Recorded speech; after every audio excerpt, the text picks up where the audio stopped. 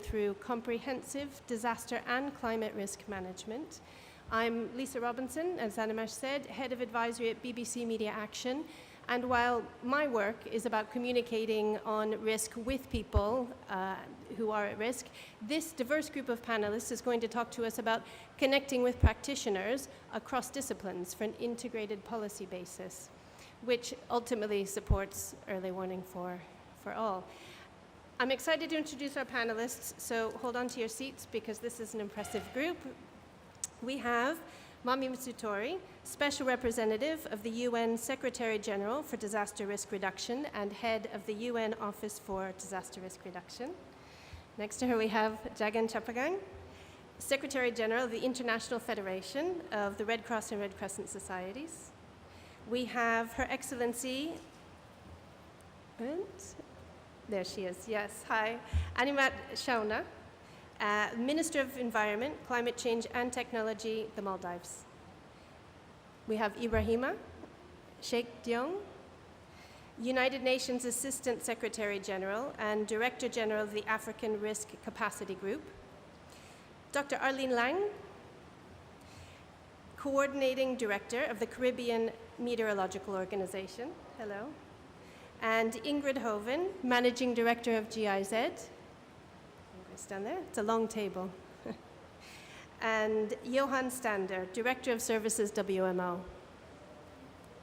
Right. Before we hear from them, let's clarify what do we mean by comprehensive disaster and climate risk management. We're going to watch a film which hopefully captures that in just a few minutes.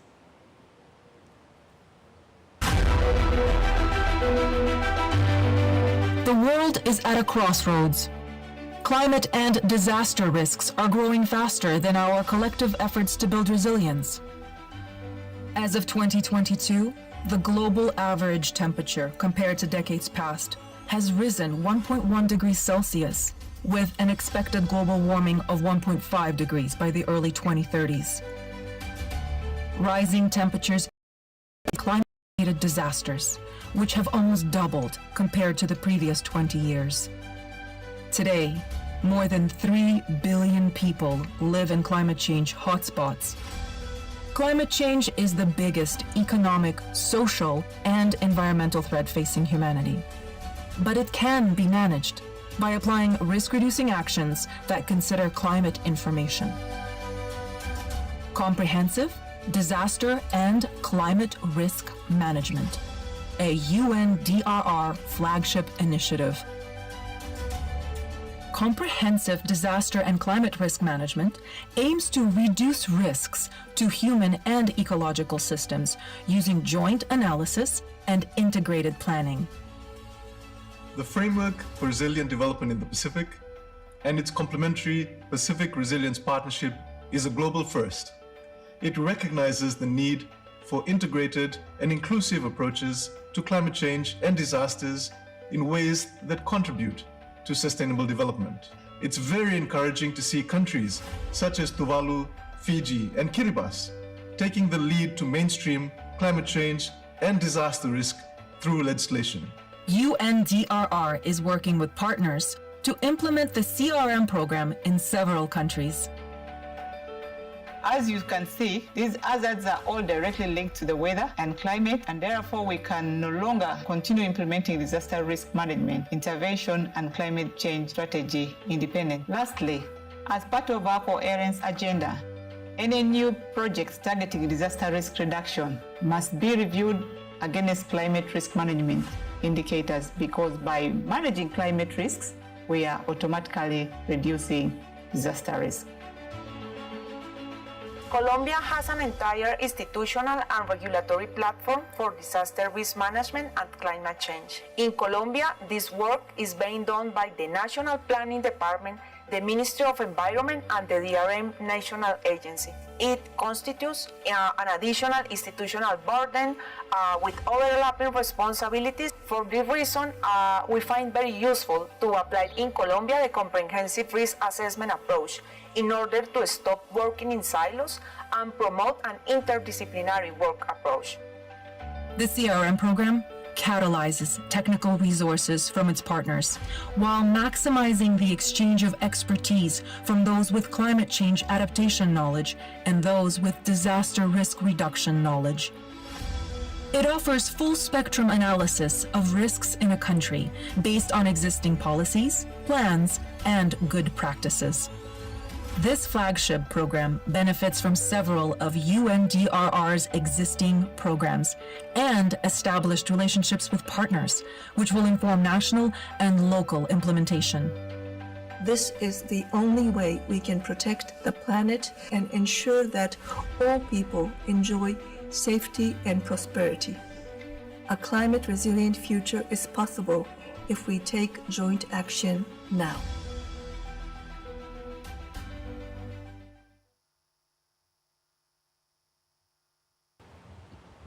Thank you. Mami Mizutori, tell us, why is this important for UNDRR? So it's important for UNDRR because it's important for the countries. And it's important for what we can do in an integrated way at the country level for the communities. I think we've seen very good footage and interventions from people in different regions saying that we need to stop working in silos. We have the climate action community in many places represented by the ministries of environment. We have the disaster risk management community at the national level, many times led by the disaster risk management organizations, and with the best of their intentions. And although a lot that they're doing at the community level may mean the same thing when it comes to adaptation policy and disaster risk reduction strategies, they have different policies. They try to get budget for each of their policies, and ultimately we are not catching up with the climate risk that is much faster than the policy establishment or the implementation of the policy. This is why it is so important, this comprehensive risk management approach, which seems like a technical word, but it's not. It means one thing: let's work in an integrated way at the ground level, bringing together all the risks together: climate risk, vulnerability, exposure, these are disaster risks, so that we can save lives and livelihoods. One of the things that we have announced at this COP, and I'm so glad to be here with Jagan, because we're going to work together on this, and WMO, so Johan, and also other UN agencies, is the early warning system, early warning for all initiative. It is an adaptation policy, it is a disaster risk reduction policy, and in all NAPs and in all DRR strategies, they are named as a priority. So that's why we need to do it together. So I'm going to stop here, but I really think that it's important that we work together. It's great that we are starting to work together in many ways, and we need to keep the momentum going. Thank you, Lisa. Jagan, Chapagain. No, just to build on what Mami said, first of all, thank you for coming, and thank you for listening to us. I'm sure you've been listening to many, many speeches during this week. I want to build on what Mami just said. When we talk about, of course, the comprehensive disaster risk management, it's not a technical issue. I 100% agree. And I think a lot of times some of these conversations become very technical, and somehow they become self-serving. What we are talking here is really about people. And we heard some of the statistics earlier. In number of conversations, what we are seeing here is that, my own organization, being a humanitarian organization, we are in a constant firefighting mode. And every year, the firefighting keeps on getting bigger. The disasters getting bigger, they become more intense, they affect more people. So the firefighting has to get bigger every year, but at the same time, the resources are not growing at the same scale. So clearly, the current approach of firefighting is not sustainable. So that means we have to find a different way of addressing this issue, while recognizing that some firefighting will always be needed. And that's why I think this, the early warning through a comprehensive risk management becomes extremely, extremely important. And investing on community resilience, that includes the early warning element. That is inclusive, and I think this was mentioned in the introduction. The inclusive of all the communities, inclusive of women, inclusive of young people, and in many countries, the inclusive of indigenous communities, of minorities. And a lot of times, some of these plans that get developed, they are not inclusive enough. And when they are not inclusive enough, they are not effective. So a local plan, but they are connected nationally, is very important. Otherwise, they also become very fragmented. And that's where the role of the legislative frameworks become very, very important. Having proper legal framework in the country that connects the local to national and hopefully to global, but at the same time, it also is a cross-sectoral, connecting different ministries and departments, becomes extremely, extremely important. The second thing, what would be very important on the comprehensive approach, is the decision-making that is based on data and evidence. And that's where the value of the innovation and technology. I think the technology will help us. Of course, we have traditional ways of collecting data, but I think the technology will enable us to gather data in a way that makes us stronger in the sense that we are making evidence-based decisions before, during, and after the crisis. And that, I think that will be extremely, extremely important. The third element I want to highlight is, and I think you sort of alluded to that, Mami, the investment. The change will not come without investment.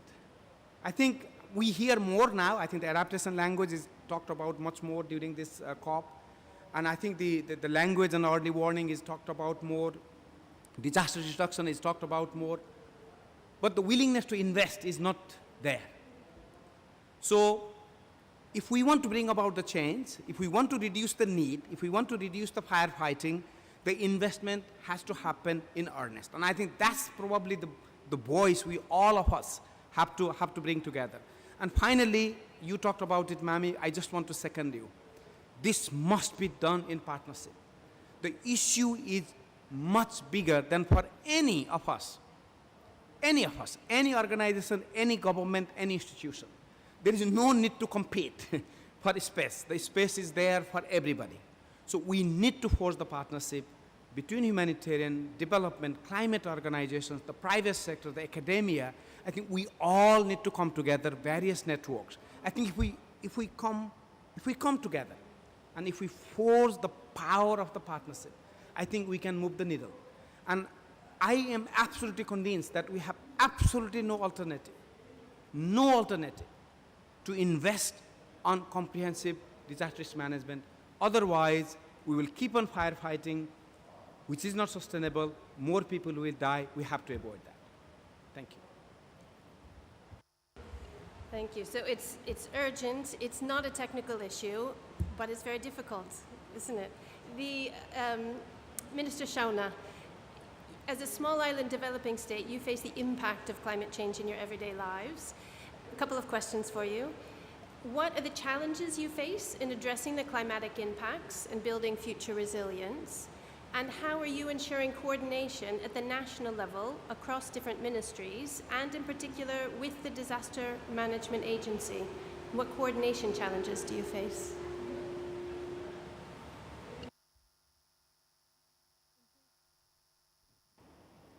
Two questions separately, or one of the questions was, what are the challenges that we face in addressing the climate impacts and building future resilience, right? And the second one was about what challenges we face at a national level in coordination of disaster management. If I may respond, if I may give you a broad overview of the Maldives a little bit. The Maldives is about 1,200 islands, and I think that gives us a snapshot of how challenging it would be for us to coordinate at a national level on disaster management. Of these 1,200 islands, Maldivians live in 187 islands. About 150 are also tourist resorts.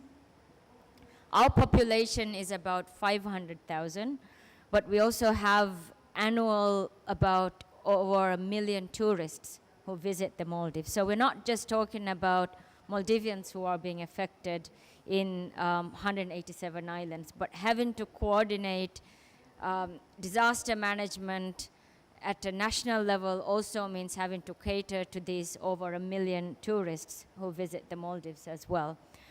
I think the biggest challenge is obviously climate change and the unpredictable nature of the impacts of climate change is extremely challenging. Our islands are very small and most of the islands are just about less than a square mile. And traveling between atolls, traveling within the atolls during the stormy season, during the monsoons is extremely challenging. In a country that does not have effective transportation network where we can get where we can get to these islands in time to prevent flood prevention and coastal erosion and other things. So that it's very complicated and very expensive to for disaster when we have issues of arising because of the impacts of climate change. The other thing is I've mentioned lack of resources. Maritime transport is extremely challenging, and between these atolls, we're talking about channels that are very, very rough seas. We don't have airports that are built on every single atoll. So having to coordinate during a stormy day is challenging because not every island will have fuel for more than a week, actually. Not every island will have enough space to store food for more than a week. So on a weekly basis, food, fuel, and water gets transported to these islands through boats. And another issue of when it comes to disasters is also every single island has a powerhouse which has mini grids on these islands. When we have floods, when we have coastal inundation, when we have tidal swells, it affects the critical infrastructure as well. So when the power system is broken down, when the water system, when every single island in the Maldives, the water lens is contaminated due to saltwater intrusion as well. So currently we are investing in desalination plants for every island. And these are all operated through powerhouses. So when the power system, when the power houses are inundated, when they're affected by floods, it makes it extremely challenging to bring power back again. So these are the challenges that we have in terms of building a more disaster or resilience in the islands. And I think one of the issues, one of the challenges that we have in coordinating disaster relief is also lack of early warning systems in the islands.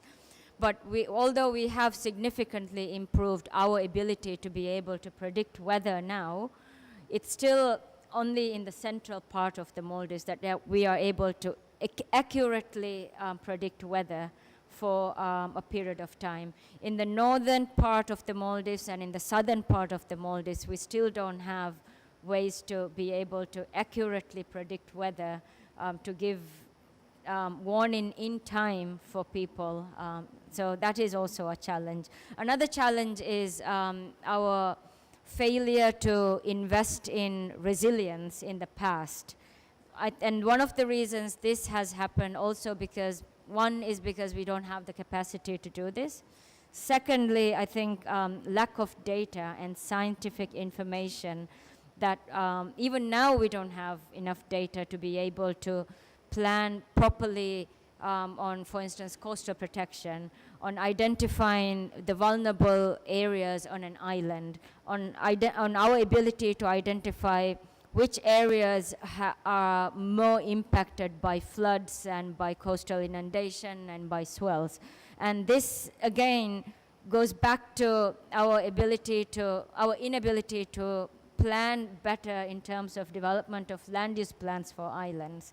So these are all really important issues when we need to take into consideration when we're talking about developing a comprehensive disaster management plan. But we have also, I mean, over the past years, in 2015, we have we ratified our Disaster Management Act. Under the Act, we have a National Emergency Operations Center. With the limited resources that we have, we are able to, we have formalized these into the legislative framework and institutional frameworks as well. And we saw this work at first hand when, during the COVID crisis, the National Emergency Operations Center was fully able to coordinate in a manner with a whole of government approach, with a whole of society approach as well. So that was the first time I think we were able to fully utilize the plans and the systems and the frameworks that we have developed from the Disaster Management Act. So it's getting there, but it's going to be very complicated because of the unpredictable nature of the impacts of climate change on us. All right, thank you very much. Dr. Arlene Laing, hi. The IPCC reports clearly highlight the evidence of observed impacts, projected risk, and levels and trends in vulnerability and adaptation, re-emphasizing the need for more urgent action to build resilience. As the coordinator of a regional meteorological organization, can you share some good practices on how data helps build shared understanding of risk and thereby inform an integrated policy basis for implementation, including early warning systems? I can repeat, that's a very long question. Okay, I will try to remember everything. And I have a second question afterwards. Okay, thank you very much. First of all, thank you for inviting me to participate in this very impressive panel. I wanted to say also thank you to my partners in the Caribbean, partnering regional organizations whose information you will see included behind me. We have within the Caribbean Meteorological Organization, a technical organ that is the Caribbean Institute for Meteorology and Hydrology, and they're leading a consortium of early warning systems across climate timescales that includes a number of sectors that are affected by changes in climate. They're climate-sensitive sectors, and it is through sharing of data, co-developing and co-designing and co-delivering products and services at the climate scale that our region is now better able to make better decisions with regard to building resilience to climate change. With these monthly, 3-monthly products and services, all of these sectors are now better informed, and each of them has a particular way in which they deliver the products. I will show you here an example of all of the different hazards that are involved in a multi-hazard early warning system, which is achievable only through an integrative framework that allows everyone's input to be involved. Data sharing is critical at both real time and in archival sense, so you can develop your sense of risk. There is access to new technology and knowledge sharing that's critical, and the developing and nurturing of new skills and thinking. It's also very important to reiterate what has been said here before on the panel, the importance of public, private, and academic partnerships, which leads to innovation, entrepreneurship, and new ways of financing these preventative measures that we need to respond to a changing climate. In the Caribbean, we are facing hazards in the geological sphere, the hydromet sphere, which is the most advanced in terms of early warnings, but climate change as well as marine environment also has a critical role in the region. We are tiny islands surrounded by a large ocean, not as many islands as the Maldives, but we certainly face a lot of the same problems.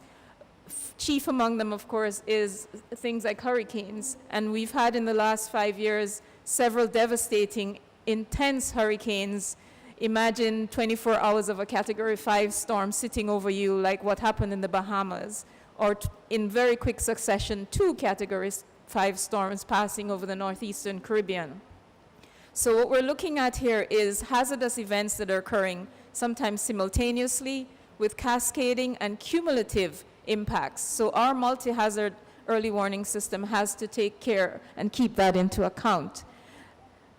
One of the other things that I wanted to highlight as a good example in terms of data is that of risk information that is being gathered for other kinds of hazards, including things like vulnerability, critical infrastructure, and that is where the Caribbean Disaster and Emergency Management Agency comes in. They're leading a regional early warning system consortium that includes the CMO, the meteorological services, the seismic center, the hydrological services, and public health, as well as economic institutions, because we need all of these to come together. And here's an example of the GeoCRIS data management system that includes Caribbean risk information. One of the gaps that we see, though, is that not all of the islands' information is comprehensive. And that means that we're not doing as good a job as we need to be doing. But we are building that framework.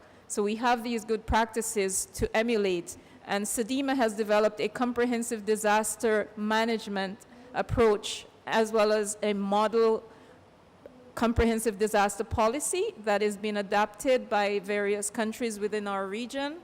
As the CMO, we have also, with the help of WMO, developed model legislation and policy for meteorology that is being adapted within our countries so that they will have that foundation and that framework to move forward with the early warning systems for all.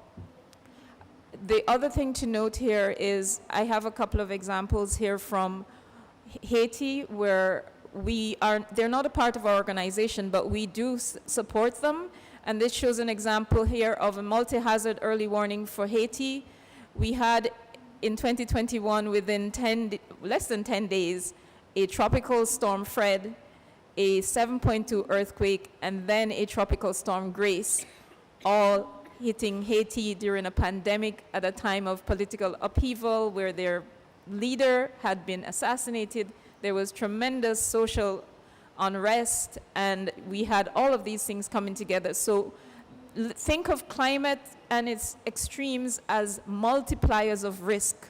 And if we can get a handle on those, then we reduce that systemic risk that we're all facing in several of our nations. So this is an example of providing information ahead of time to the Caribbean Disaster and Emergency Management, as well as Haitian officials, when it was clear that there was going to be impacts in that same area where people were already displaced by a tropical storm bringing plenty of rainfall and the potential for storm surge as well. So these are just some good examples, I think, for us to look at within the region. All right, thank you. I'll ask the second question, but I think you've partially answered it. The second question actually has to do with the very last slide, with the I last believe. slide that you just Yes. covered. Fine, I'll skip it then. Right. Next, Ibrahima. Are you putting the slide back up, are you saying? Yes. Okay, great. So that question is, how do you think national meteorological services and national disaster management offices can collaborate better to prevent and prepare for climate-related disasters? Well, one of the main things that is important to do is to have standard operating procedures, which we have been developing. We have some already, but to make them more robust and more uniform across our region, with the help of the WMO, the SEDIMA has developed pilot standard operating procedures for 4 of our member states, and these will be then translated into the remainder of our member states based on the lessons learned from these 4. And on the screen, what's being shown here is an example from Antigua and Barbuda's Met Service providing forecasting and warning services to the neighboring island of Anguilla, which has just a small meteorological service that does primarily aviation, observations, and support for the airlines and the seaport. So the Antigua and Barbuda Met Service will then be coordinating and providing warnings ahead of time to the Anguillan Airport Authority as well as their disaster management agency in advance of whatever system might be coming. It's not just weather, but it's also rough seas and swells, because this area is very well known for yachting and other kinds of maritime economic activity. There are cruise ships, and at certain thresholds for rough seas, there needs to be warning for the marine environment as well.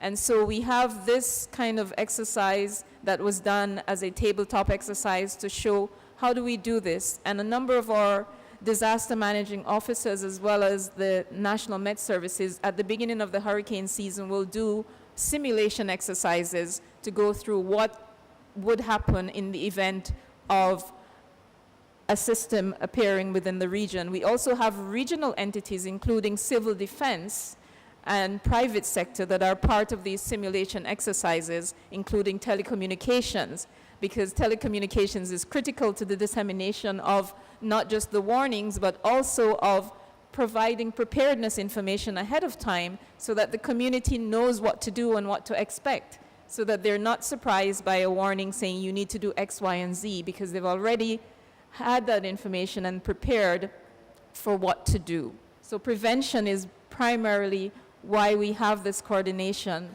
among the Met Services and the National Disaster Offices. Regionally, SEDIMA works with CMO and CIMH, our technical organ. We also have the Hurricane Committee, which was established in 1977 as a primary regional early warning system coordinated by the WMO. And the regional center that leads this is the National Hurricane Center in Miami. And when something appears, they will coordinate, have video conferencing, audio conferences with the affected countries or expected affected countries, and those national Met Services will then coordinate with their disaster offices. When the event is such that it overwhelms the national capability to respond, then that National Disaster Office will escalate up to the Caribbean Disaster and Emergency Management. That's the SEDIMA level. So the way that it works out is the National Specialized Center for Hurricanes coordinates with the Met Services. The National Met Service then works with the National Disaster Office. When the Disaster Office is unable nationally with their capabilities within their countries, able to manage, then they escalate for assistance from SEDIMA. Thank you very much. Thank you for such a vivid, clear example. That was really helpful. Thank you. Ibrahima, Sheikh Diong, as the lead for an innovative regional risk pooling mechanism, how do you think an integrated disaster and climate risk management policy basis helps countries better manage climatic risks and strengthen early warning systems? And what challenges do you face? How does Africa Risk Capacity facilitate such an enabling policy environment? All right, well, thank you very much for those two questions combined, which I'll try to give you the African perspective, because the organization that I run is indeed the African response to dealing with the effect of climate change. But let me start with the problem that we're trying to address, and I'll come back to 4 points equally important: leadership, institutionals, the approach, and eventually talk about the implementation to bring in the African risk capacity perspective. I think on the problem side, and I've been consistent since I've been here, while we get too technical, let's not forget about the human face of climate change. And that is the vulnerable communities that are affected by drought, by tropical cyclone, by flooding in the case of Africa, in some cases even dealing with outbreak and epidemic. And on our continent, it means food insecurity.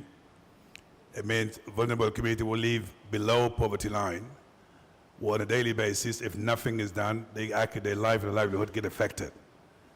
So the questions, having said that, what will be the answer whereby we can innovate the way we respond to those challenges, and not obviously taking away anything about the humanitarian intervention, which we're used to in the past, whereby things may come a little bit delayed or too late, and by the time they arrive, you cannot actually save the people that we're dealing with. In our case, 35 member states, the majority of them faced with drought issues, some tropical cyclone in Madagascar and Mozambique, and the majority also having a flood issue. So having said that, what do we need to do in Africa based on our experience to make sure that these issues are addressed in a consistent way, in a much more sustainable way? Leadership first. And that's why the African Union decided about 10 years ago, in fact, we're celebrating our 10-year anniversary, how do we have an organization entirely dedicated to actually building the capacities of African countries to plan, prepare for, and respond to disasters. And as my sister from the Caribbean said earlier, if you don't plan properly, if you don't actually prepare yourself, by the time disaster happens, it may be too late to respond, and that's why those three together combined are extremely important. Now, what we see in Africa in terms of some of the challenges and the solution that we have in mind, number one, institutionals and policy coherence. In our case, in the African continent, quite often, disaster is not managed in a consistent way, whereby in some cases you have to deal with the Minister of Agriculture, Minister of Interior, Minister of Finance, and other ministries, and you find yourself actually that inconsistency has the impact in the way you respond. Now, let me also say that some part of Africa are doing better than other parts of Africa. If you look at the Southern Africa, they tend to have what they call the National Disaster Coordination Unit, whereby all the interventions are actually coordinated within that unit. That is not the case in West Africa.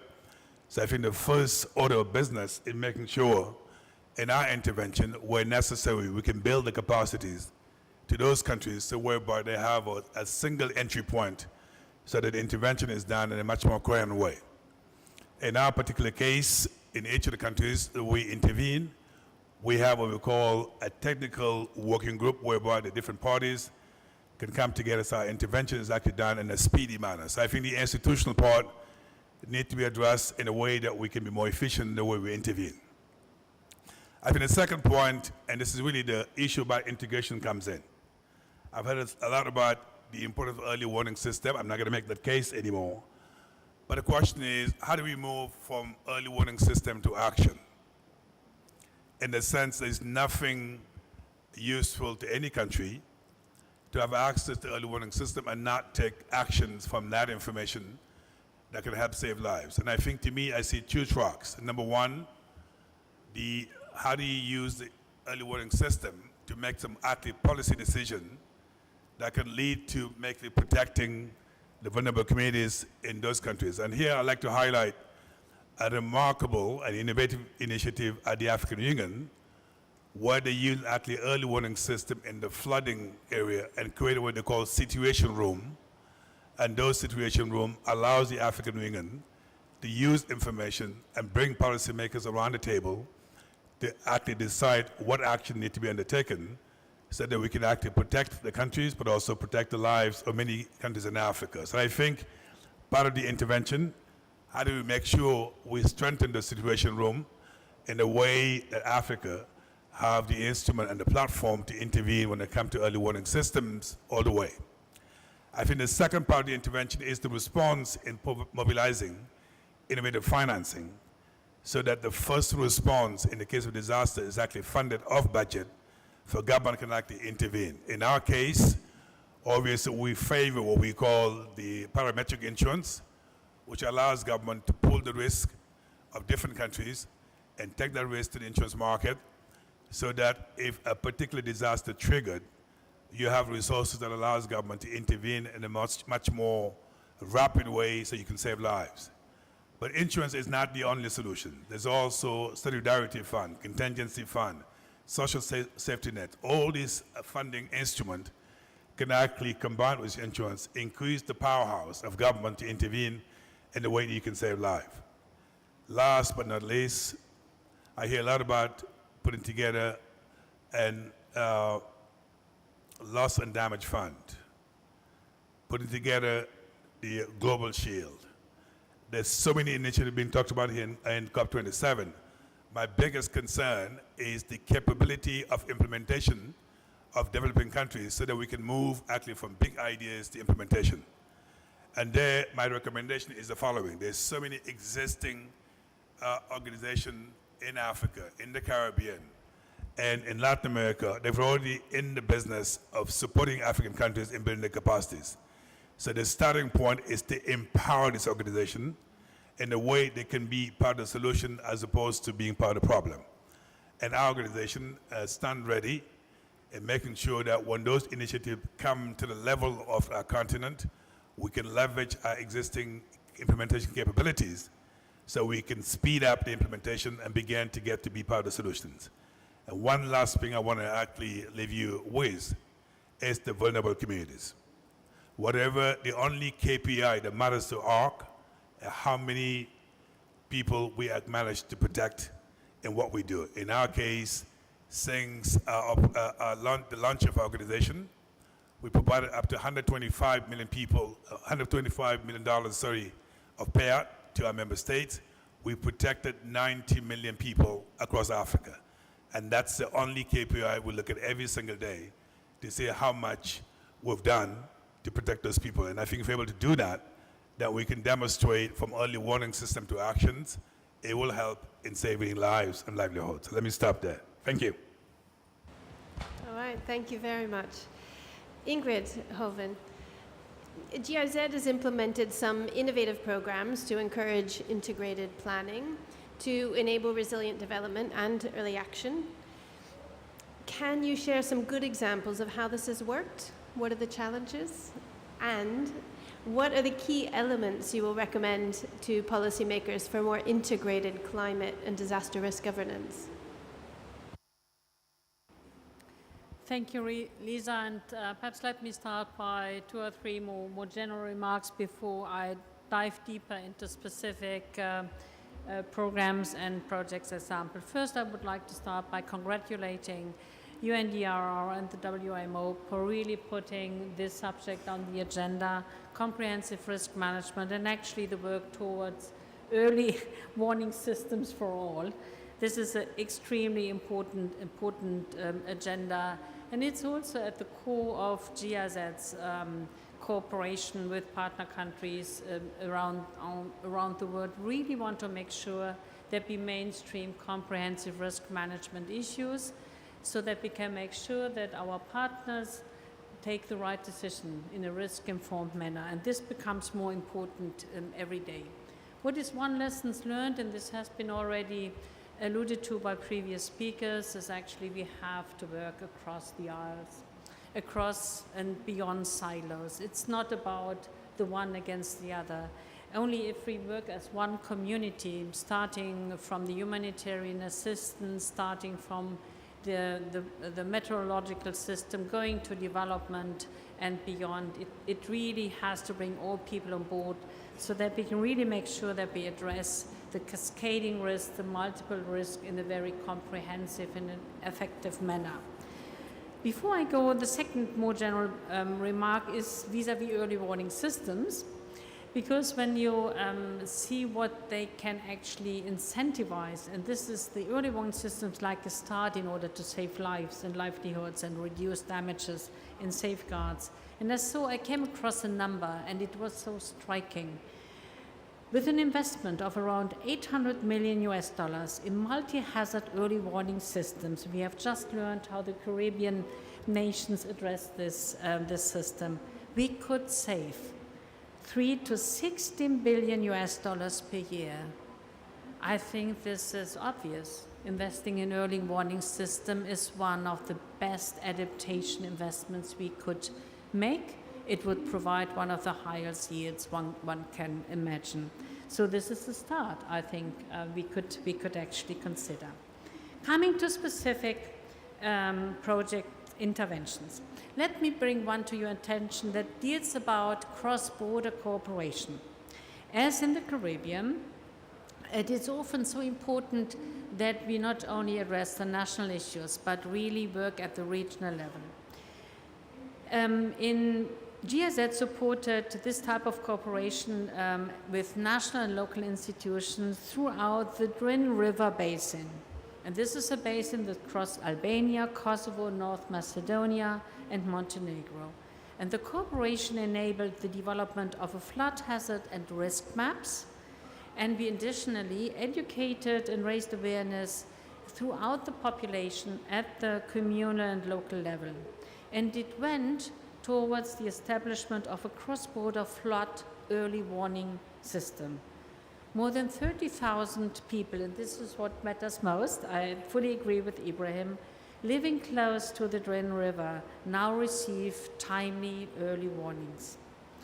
Let me give you another example from Asia, and this is about an insurance system that is like combining early warning and insurance system based on a parametric model that was just described for RSC in Africa. We know that in Asia, floods, typhoons, and droughts repeatedly wipe out the entire harvests of many countries. And to counter this, we with our partners set up a public-private partnership to monitor rice crops. And this system is called RISE, Remote Sensing-Based Information and Insurance for Crops in Emerging Economies. And this system aims to help rice farmers and governments in Southeast Asia and India to undertake timely countermeasures when faced with imminent harvest losses. More than 300 staff members from government institutions and agricultural research institutes were trained to analyze the satellite data and to create simulations that would actually inform early action.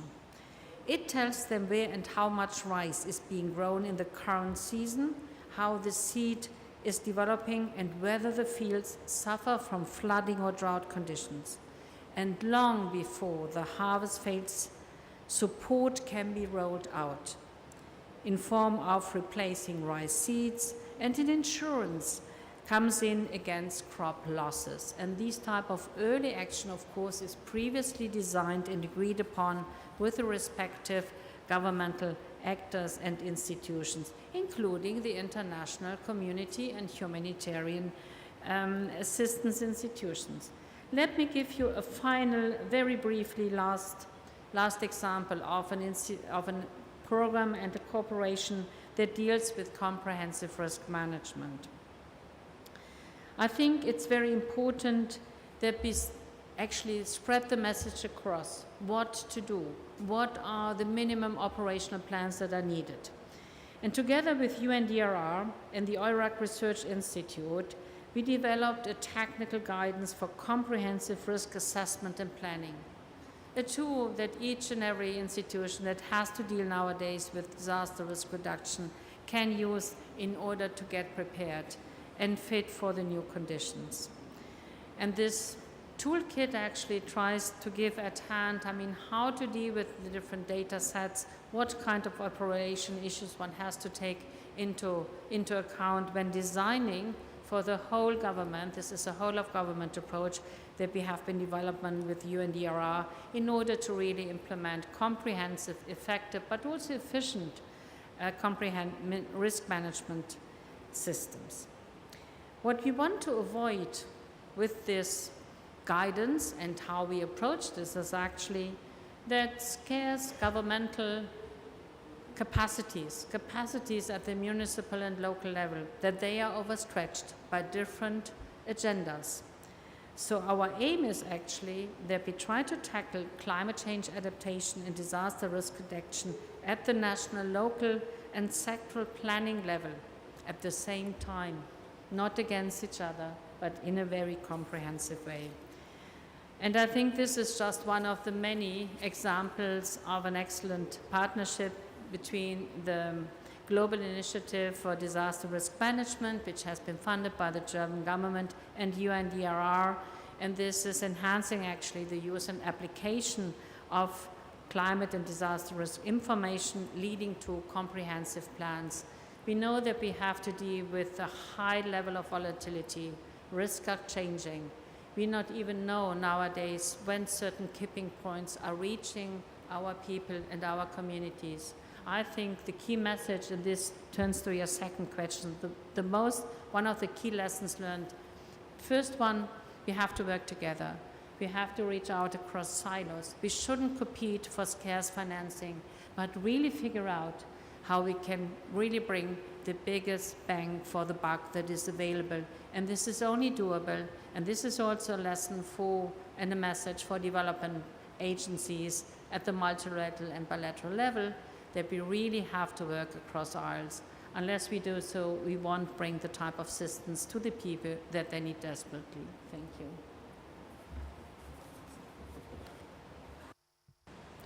Thank you. Thanks very much. We've heard a lot of similar messages there from our different speakers. I'm hearing about being very inclusive, not only of different agencies, but also the populations themselves who are at risk. The importance of investment, partnership clearly stood out as something that we have to do this together. And the REAP platform also mentioned there. They're working. They're one of the agencies that are trying to bring people together and facilitate that partnership towards early warning and early action.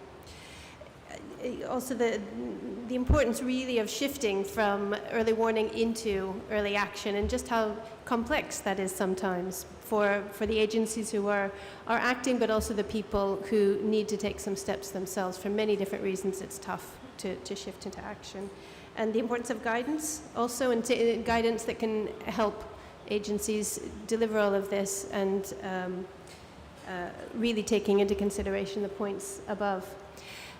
We'll pause for now and take some questions from the audience for the panel. Please. Please say your name and your affiliation, and if it's for one of our speakers up here.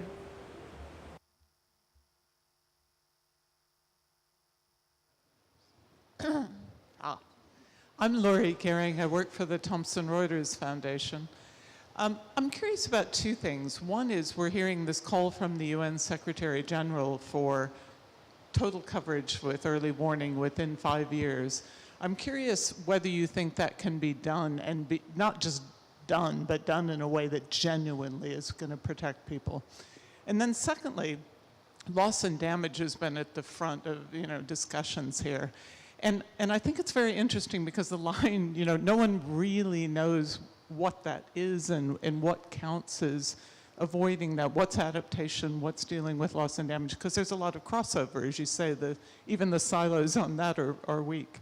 So how do you see this effort with early warning, as well as things like a global shield for insurance, fitting into this picture of loss and damage here?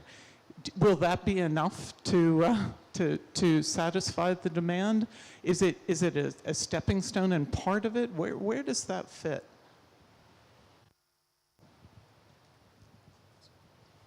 Thank you for the question. I'll try to answer, and Johan might also want to come in, please, and Jagan on the Early Warning for All initiative, which was launched in March, and the action plan launched this Monday. So it's an ambitious plan, definitely, to cover the whole world, but we have to do it. I think the question is whether we can do it or not, but I think it's a question of we have to do it. And we will do it with first whole of UN system approach, WMO, IFRC, ITU, UNDRR are leads of the 4 pillars of an effective early warning system, because as you say, it's not only about a system covering the whole world, it's about risk information, it's about forecasting and monitoring, it's about warning, distribution of warning, and it's about preparedness on the ground. And this all needs to come together at not only the global level, but importantly at the national level. And this is where the whole UN system, including the resident coordinators, the UN country teams on the ground, have to come together. But more importantly, it also needs to be a partnership with the private sector as well, because it cannot be not only funded, but a lot of expertise is in the private sector including the insurance sector, which has the vast amount of data. But it's also about working with the civil society organizations on the ground. And we now have the action plan. We will have a structured way forward that is going to be a cohesive way forward.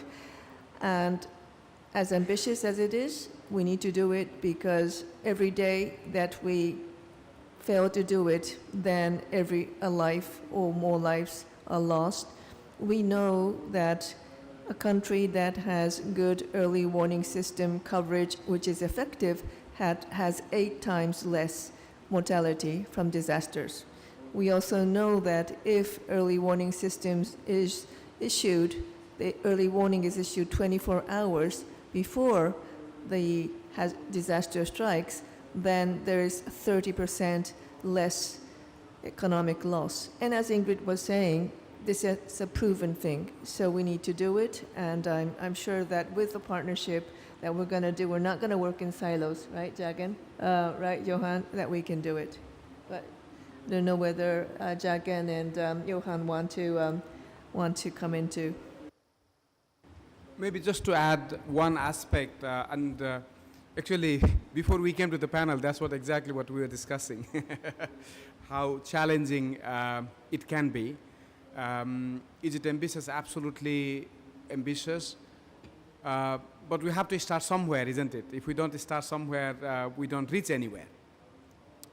I think the only one element I want to add on what Mami said is the critical role of the national governments and the local governments on this one.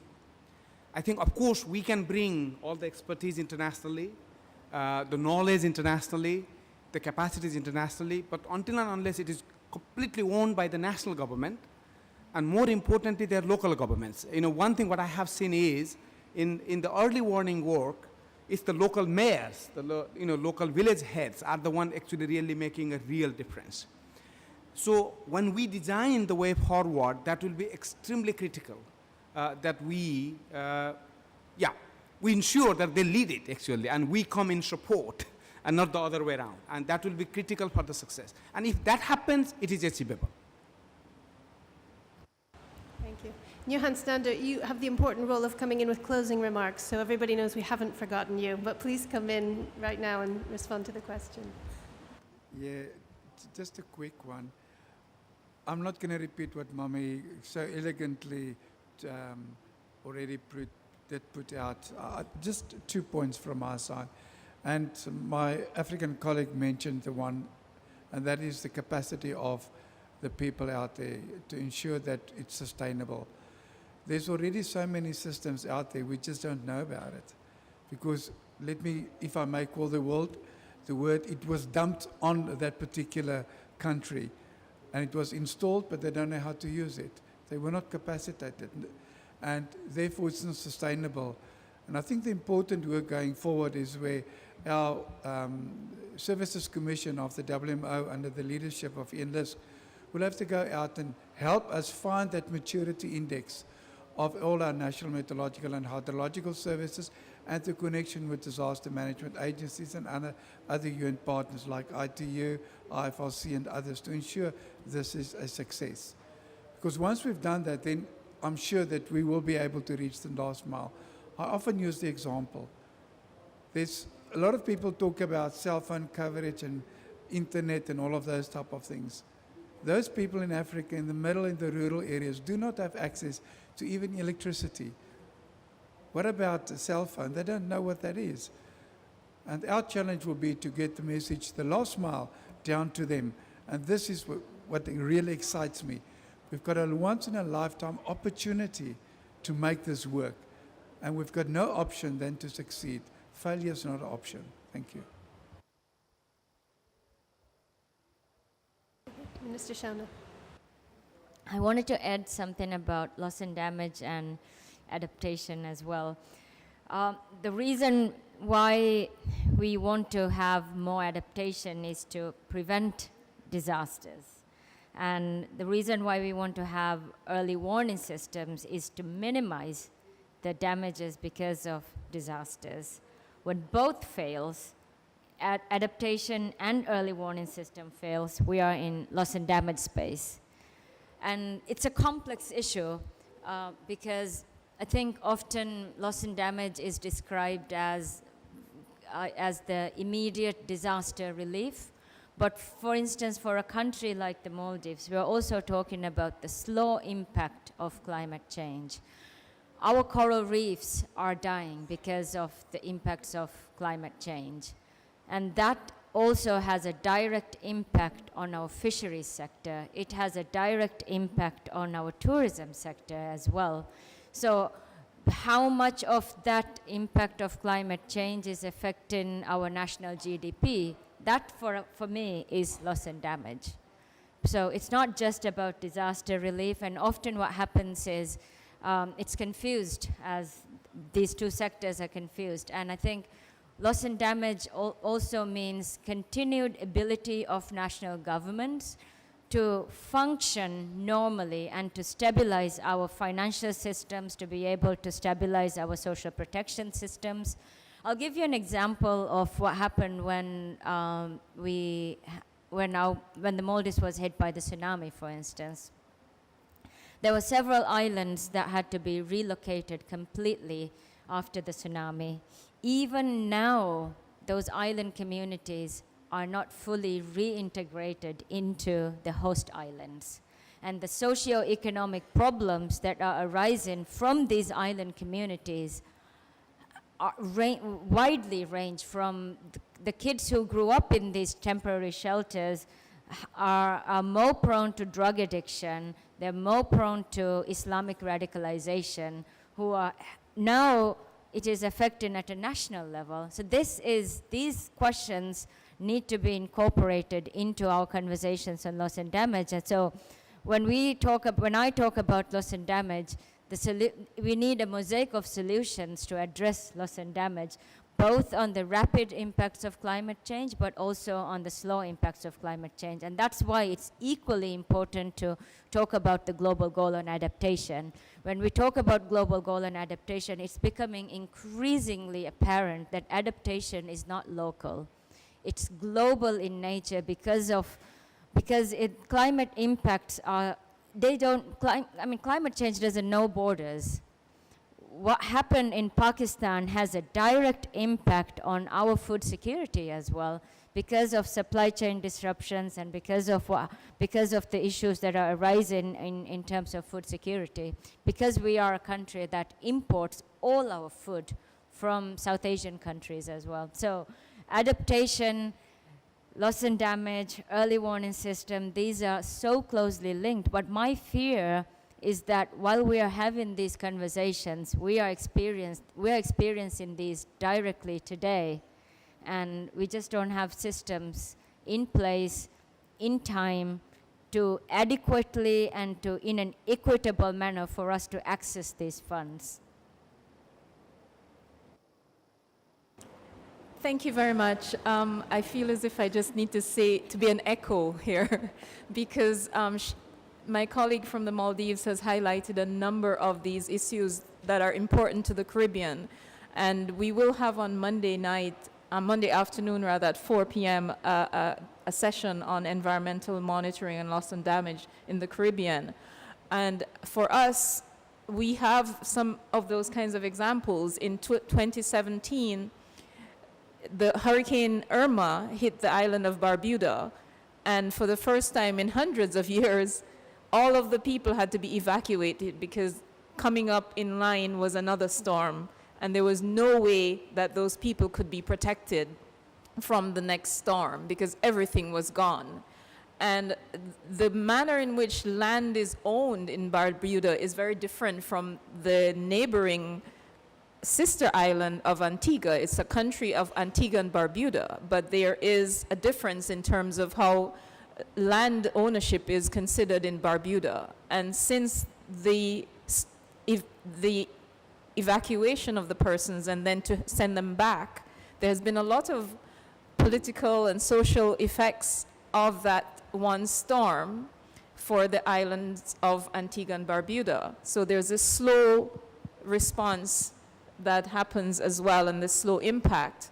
And I also would like to reference also in the Caribbean, we have transient populations, not only the tourism, which is critical to our economies, but we also have migrant workers, we have refugees, and in the case of the Bahamas, a large Haitian population, some of whom could not understand the warnings that were given, or they were just not in a place where they were getting the information, and so they were woefully unprepared.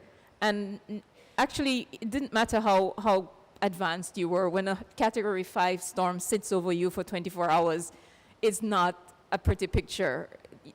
You could be the most advanced country and you could not really survive something like this. But it is even more devastating when you are dealing with a population that's already so poorly able to deal with this kind of shock.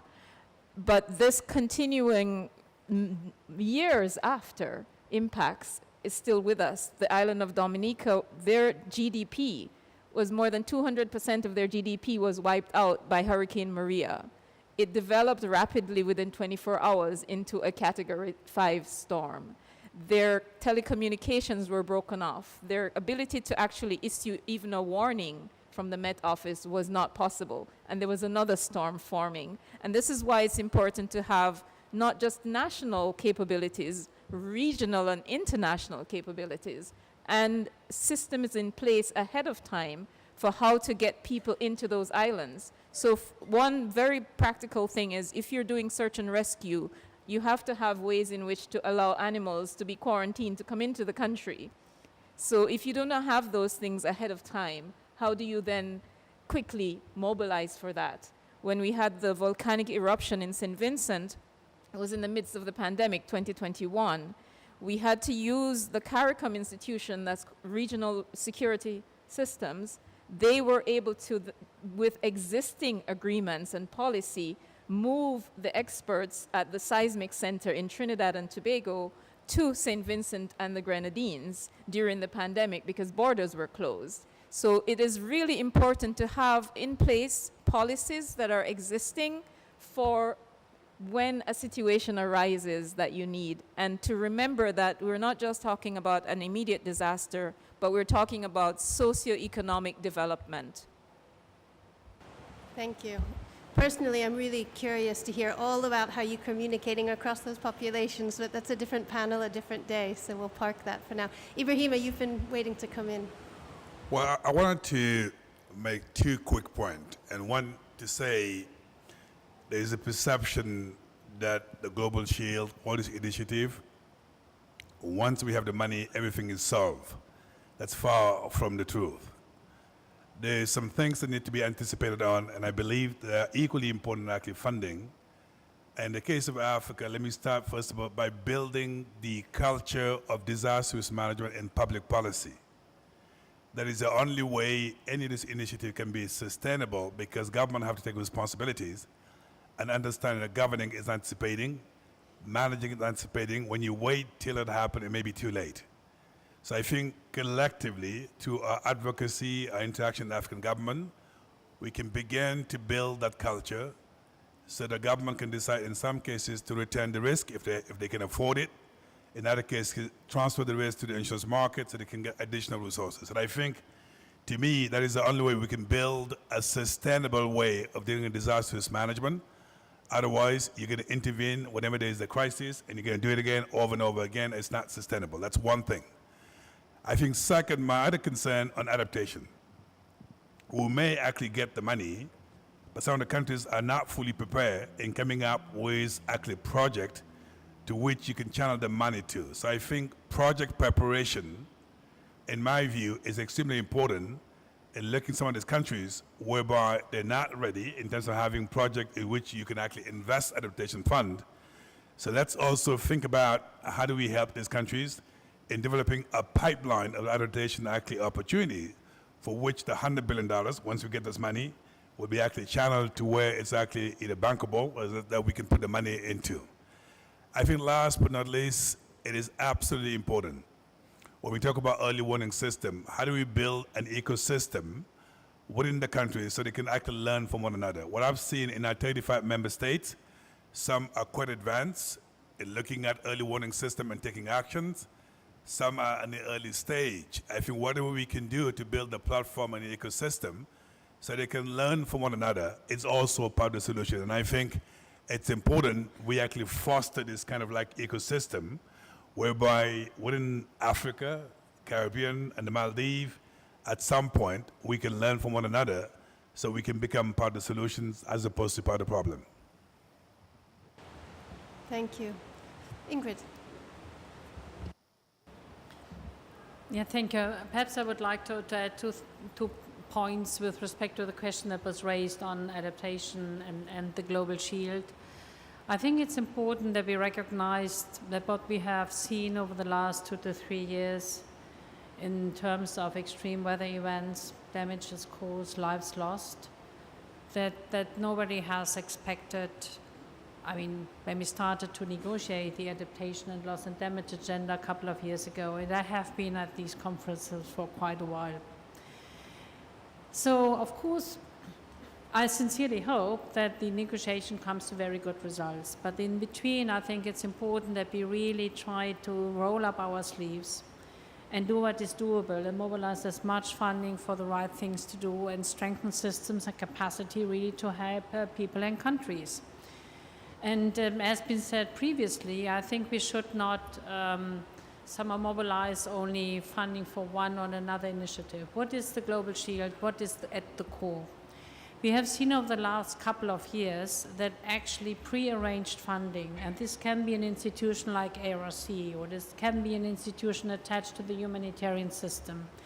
But if countermeasures are in place, if protection systems are robust, if we know how to evacuate people and know how to feed people and cattle when the worst happens, then actually we save a lot of not only lives but also economic capacity of a country.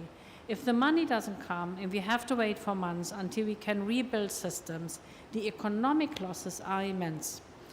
And therefore to think about immediately about a system that would actually extend pre-arranged funding to more countries and explicitly fill the gaps that are still there. So the departing point of the Global Shield is actually not to substitute existing institutions, to the contrary, but use them actually more effectively, actually capitalize them so that they can deliver their role more effectively. So what will happen is that those countries that say we would like to be part of this, there will be an analysis done to identify the protection gaps in view of the multiple risks that may actually hit a country or a sub-region. And then the Global Shield is about to identify those partners that are capable to fill those gaps. And this can be systems building, parametric insurance system like ARC, meteorological system that you have described.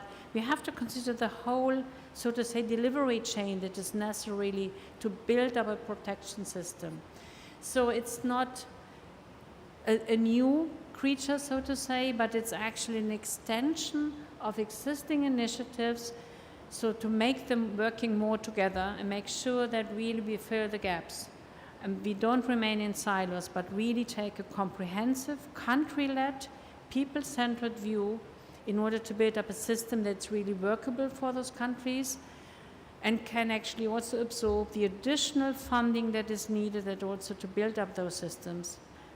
There is a price tag attached, but as we have just seen from many, many analyses, it's so much more effective to invest into preparedness, preventive systems, and then in pre-arranged financing as well, because this actually also saves a lot of lives and livelihoods in the medium term.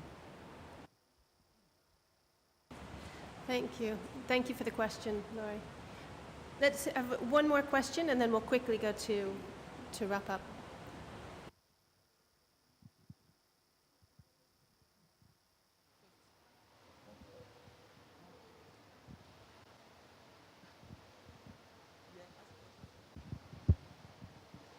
Hello. Hi there, Alex Murray, Climate Action Against Disinformation, which is a coalition of over 50 organizations working on tackling climate misinformation around the world. My question was going to be around, you're talking about communication there and communicating early risks. Obviously, we know that climate action is under threat from climate misinformation. I was wondering how that kind of factors into your work in terms of trying to communicate to local communities and things like that when you have challenges including climate misinformation. Are you directing that to anyone in particular? No, I think lots of people kind of talked about communication there, so perhaps someone... Does anyone want to take that? Shall I? Okay. Ask the question. The question of misinformation is one that the National Meteorological Services have to deal with now. It is a reality that whenever the smallest cloud appears off the coast of Africa, someone somewhere makes it into a Category 5 storm. And it is a very serious problem, actually, for the meteorological services to be the authoritative voices for warnings in their nation. And this is one of the reasons why we've been pushing for legislation to be put in place so that actually there is a penalty to be applied for persons who, without authority, would be issuing warnings. And we just, as I mentioned earlier, with the help of the WMO, instituted model legislation, and we've been drafting national versions of those over the last year. And in working with the ministries and the legal affairs officers of those ministries, we've had them say we need to assign a fine to persons who actually proliferate misinformation. And in one case, the legal consultant mentioned a figure, and the local official said, no, we need to double that, because this is very serious business that could lead to loss of life. And our media authorities and media officials, we're looking to them for assistance for how to communicate better in smaller bits. We call them sort of bite-sized information that's already prepared to meet some of the common things that come out every time there's a storm. They're usually a bunch of clouds that have nothing to do with the Caribbean that are sent out by everyone saying, this is the picture from the current storm. We also do have, though, this idea of persons who will automatically be sending out things that are really, really wrong and can put people's lives in jeopardy. So we are looking to the media in particular, and we've been working with the Caribbean Broadcasting Union, and the UNDRR in the Caribbean has a project called Media Saving Lives. And myself and the head of SEDIMA have started that dialogue with the Caribbean Broadcasting Union to help us to really be better communicators in response to this misinformation. Thank you. We had Can I just add to that comment? Really, really sorry. So Ian List, President of the Services Commission at the WMO. Just to add to that comment, one of the roles that the WMO will have, it is a standard setting organisation.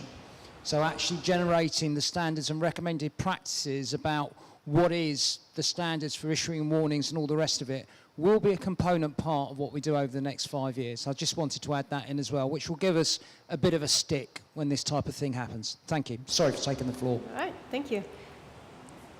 Woman right here with a, yes, no white.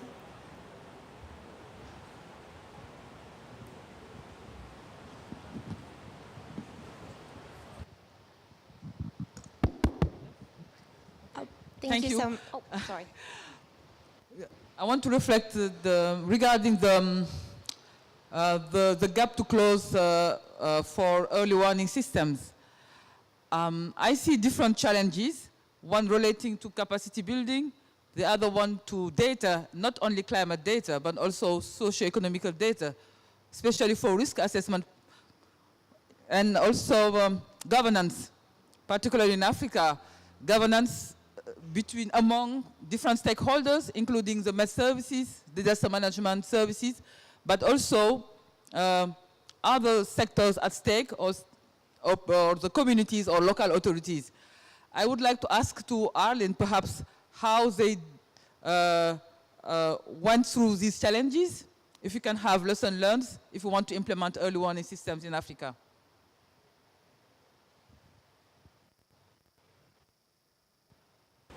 That was directed to you. I wanted to repeat what you were asking about closing the gaps in terms of social economic data. That is actually one of the challenges that we have within the Caribbean. We have systems for integrating a lot of information at the Institute, at the Caribbean Institute for Meteorology and Hydrology, and at SEDIMA. They do have these systems where you can integrate a lot of information that's geolocated, but we are having gaps because some of the countries have not yet actually done the analysis to determine their risks for vulnerability for different populations, not mapped, for example, where are the disabled, where are the elderly, where are the migrant populations who may speak a different language. All that information is, some of it's not yet in that system, but the framework is there for integrating it when it is available. And we are hoping that as part of this effort, we will get some support that would enable us to build up that part of the data system, of the database. Because we just recently completed a gender mainstreaming for flood forecasting end-to-end warning systems in Antigua and Barbuda in September. And we included a number of gender bureaus, and gender bureaus doesn't just mean women and children, but it included vulnerable populations like the disabled. And there was a lot of discussion in terms of how do we work with communities that and community leaders who represent those populations. So coming out of that workshop, there are a number of recommendations that I believe the WMO will be having to share with UNDRR and others, because you now have this center of excellence with the WMO and the UNDRR. And I think more efforts like those, that gender mainstreaming workshop where we sat together with gender bureaus, had discussions about community level action and community mapping and how to include the youth, for example. There was a lot of discussion and examples from islands of how to include the youth in gathering the data that allows you to determine that level of risk for those populations. And because, of course, they're living in the world that will be in most danger as more and more climate effects manifest themselves, then it is really important to entrain the youth into this kind of activity. I'm not sure if that answers your question, but... Ibrahima wants to come in. We'll keep it brief, and then we'll get to closing. I think you brought up a point that is extremely important as far as Africa is concerned. If we want to make early warning system technology and system available to African countries, one of the biggest challenges we have at ARC is the following. We are using third-party data, in this case NOAA, in actually modeling drought, flood, and tropical cyclone. Anytime there's a data error, it affects our underwriting, it affects our reinsurance, and eventually it puts some credibility issues out with the countries and actually challenging our model. So our business model is actually under threat unless we address the reliability of data. So I think in the discussion, we should think about what I call innovation lab, innovation hub, whereby we can actually combine organizations that have this capability of bringing data in a way that our model is reliable. And that's why just yesterday, we signed an MOU with IBM because they have the ability on climate research and climate data so that our model is reliable. So I think in the early warning system, as far as developing countries are concerned, the issue of data remains a major challenge. So whatever we can do to address them, it will go a long way in providing credibility to our modeling and eventually to the response we can provide. Thank you. For the sake of time, we'll end questions there. I hope the panel agrees that it was important to, we'll condense our closing reflections. It was important to hear from the rest of the audience. So in 30 seconds or less, can you just share a reflection or a recommendation even for the future? And then when we finish, we'll then hear from Johan, the closing remarks. So a lot of challenges and a lot of common challenges have been presented, but also very encouraging work on the ground happening as well. So I feel both daunted by this big project that we have in front of us, but also encouraged. I think we heard a lot of good examples. I think what we need to do now is take those good examples to scale, because they are small, they are fragmented. So I think that's probably the main thing we have to do now. And maybe the couple of concrete things we could follow up is, one is what I heard from a number of colleagues here is the regulatory framework seems to be critical to take this forward in the countries to make it happen. So I think in all the countries, I know we ourselves have supported around 42 countries to develop the regulatory framework. We do have that expertise, and I know many others have that expertise. I think having the proper regulatory framework everywhere, I think that I see as a concrete first step we can take. And I think the second thing I still believe very, very, very strongly is that having the local government, the local community organizations at the forefront of this initiative would be critical for this success, including the misinformation management. I know we can set standards and things like that, but the standards will go only a certain step. The trusted information comes from the local leaders, the community leaders. That's what they trust. So the focus has to be at that level, as we saw that in during the COVID-19. People would not trust me, but people trust the local leader. And that's what we need to put the focus.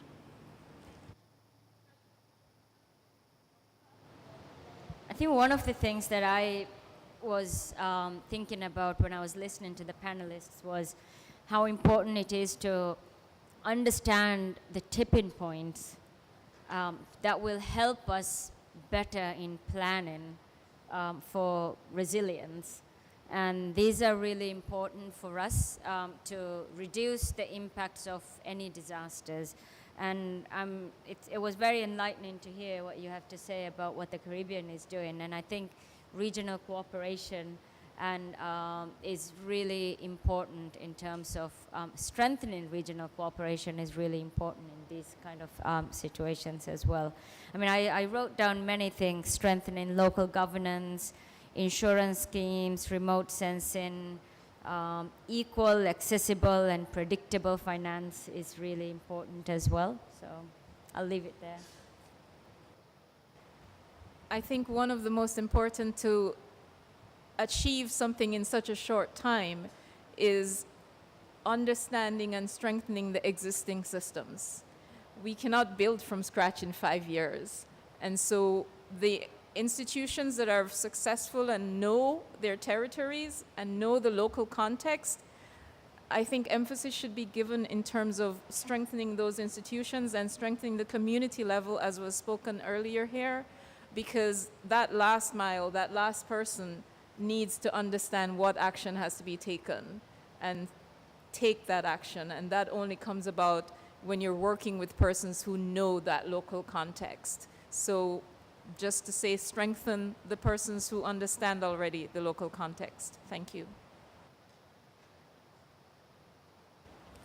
About four points to finish this agenda. I would first like to reiterate that we really have to work across silos and work against tendency to fall back into our own ecosystems. We need really to be very determined in forming strong partnership and alliances built on trust, built on fairness, and built on solidarity. We not only need a whole of government approach, but a whole of society approach. That is also dealing with gender issues and those that are being left behind. And finally, one also has to think about those countries that are fragile right now. And not only fragile because climate has such a huge impact already, but due to perhaps internal conflicts. And there, of course, it will be even more difficult to achieve the Sendai targets. And we also have to somehow to factor this into the equation and make sure that the type of programs and support systems that we try to deliver, that they are also dealing with peace issues and fragile issues at the same time. Thank you. Well, I have 100 points to make, now only 3. And it's called implementation and implementation and implementation. I think implementation in making sure that any early warning system we come up with, they're accessible to the countries where they are needed. Implementation in terms of making sure whatever funding that we actually put on the table, they're accessible to where it's needed. Implementation in making sure we build the capacity of existing organizations so we're not reinventing the wheel, we're empowering them. And implementation in making sure whatever we do, the end result is resilience, so we can protect people. If we do that, when we meet at COP28, we got a great story to tell. Thank you. Johan, please, closing remarks. Thank you. So instead of reading a lot of information in front of me, I thought of giving just a couple of nuggets which I picked up today. As a lot of information that's on this paper was already shared, and that's brilliant.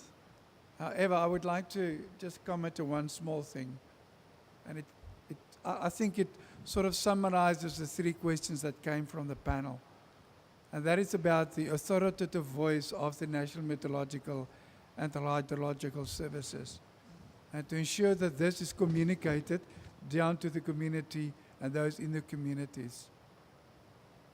With this, and as we're working with UNDRR in the Center of Excellence, we can only succeed because we know 80% of the disasters out there are weather related, or let me call it hydrometeorological related. But what about the other 20%? We've got to bring in those hazards. We've got to bring in those warnings to ensure we've got a full multi-hazard early warning system.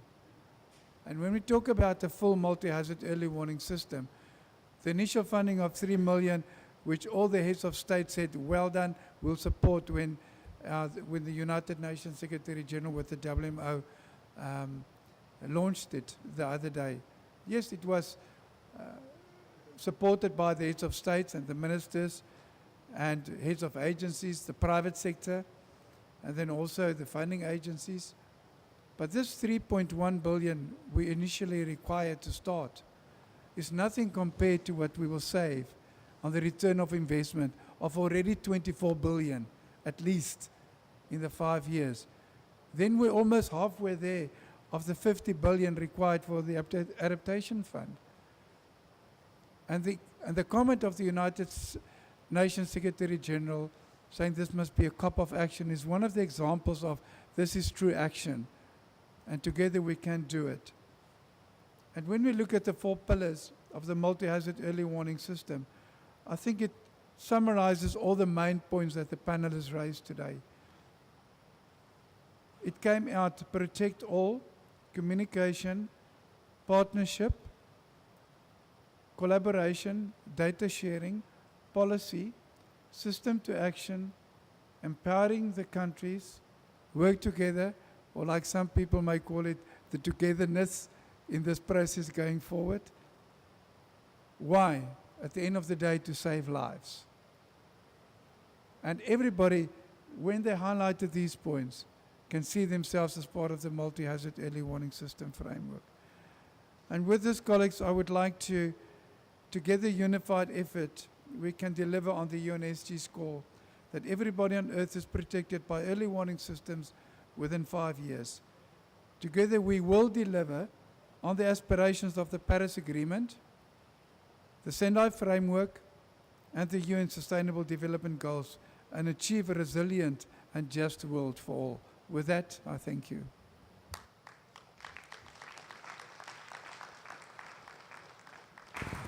All right, thank you everyone. If we were broadcasting, we would have been off air 6 minutes ago, so thank you for staying still. It's a fantastic panel. You've kept everybody here seated in your places. Thank you, everyone. Thanks.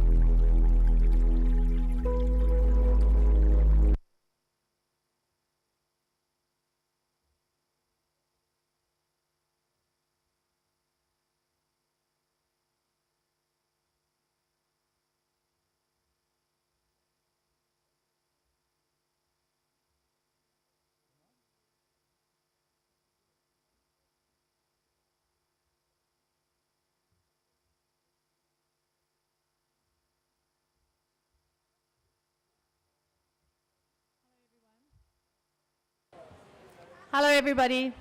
If you're staying for the event on unlocking finance for locally led climate action, please do grab a headset for interpretation.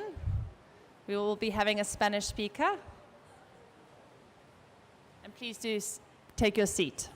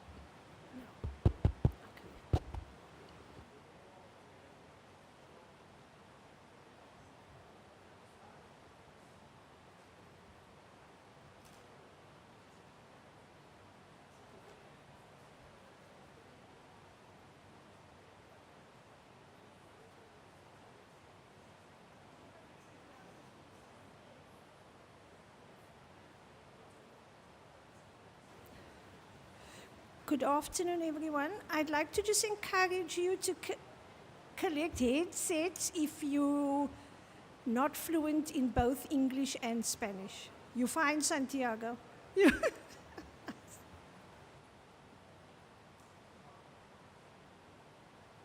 Yeah, I'll just wait for things to settle a bit at the back before I kick off.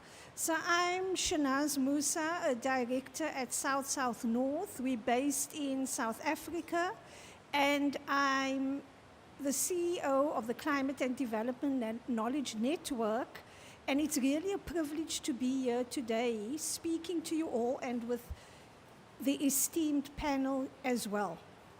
Our moderator will be Samson, a colleague, who will take over from me once I've done the introduction. So our event today is Unlocking Finance for Locally Led Climate Action, and it's a partnership between South North, FLA, and GIAG. And we partners that often work, and so it's really nice to bring all of us together here to talk about an issue that's really topical both inside and outside of the negotiations. So I think by now we all realize that local-led climate action requires a significant increase in finance and changes to delivery mechanisms. And this includes making existing developments resilient. So in this event, we'd like to share with you strategies and examples from Africa, South Asia, and Latin America that talk to unlocking finance for gender-responsive, community-led adaptation. And I think the important thing to focus on here is that it's gender-responsive and community-led. before I hand over for the session to begin, I'd just like to highlight the 4 objectives of the session so that we have this of mind when we're listening to our panelists. And the objectives include highlighting the importance of creating finance flows that put resources in the hands of communities for locally led climate action and resilience planning. And this action has to be gender responsive and socially inclusive. And then we'd like to showcase examples of solutions and strategies for driving finance to the ground for local action. And then thirdly, we'd like to put a spotlight on and give space to grassroots and community level voices on financing equitable local implementation. And then we'd like to initiate a dialogue between grassroots and community level actors with government and your finance and investment actors to foster collective learning and recommendations on how to finance and drive locally led adaptation in the Global South. So with that objectives in mind, our panelists were chosen, and I'd like to hand over to my colleague Samson, who's going to moderate the event.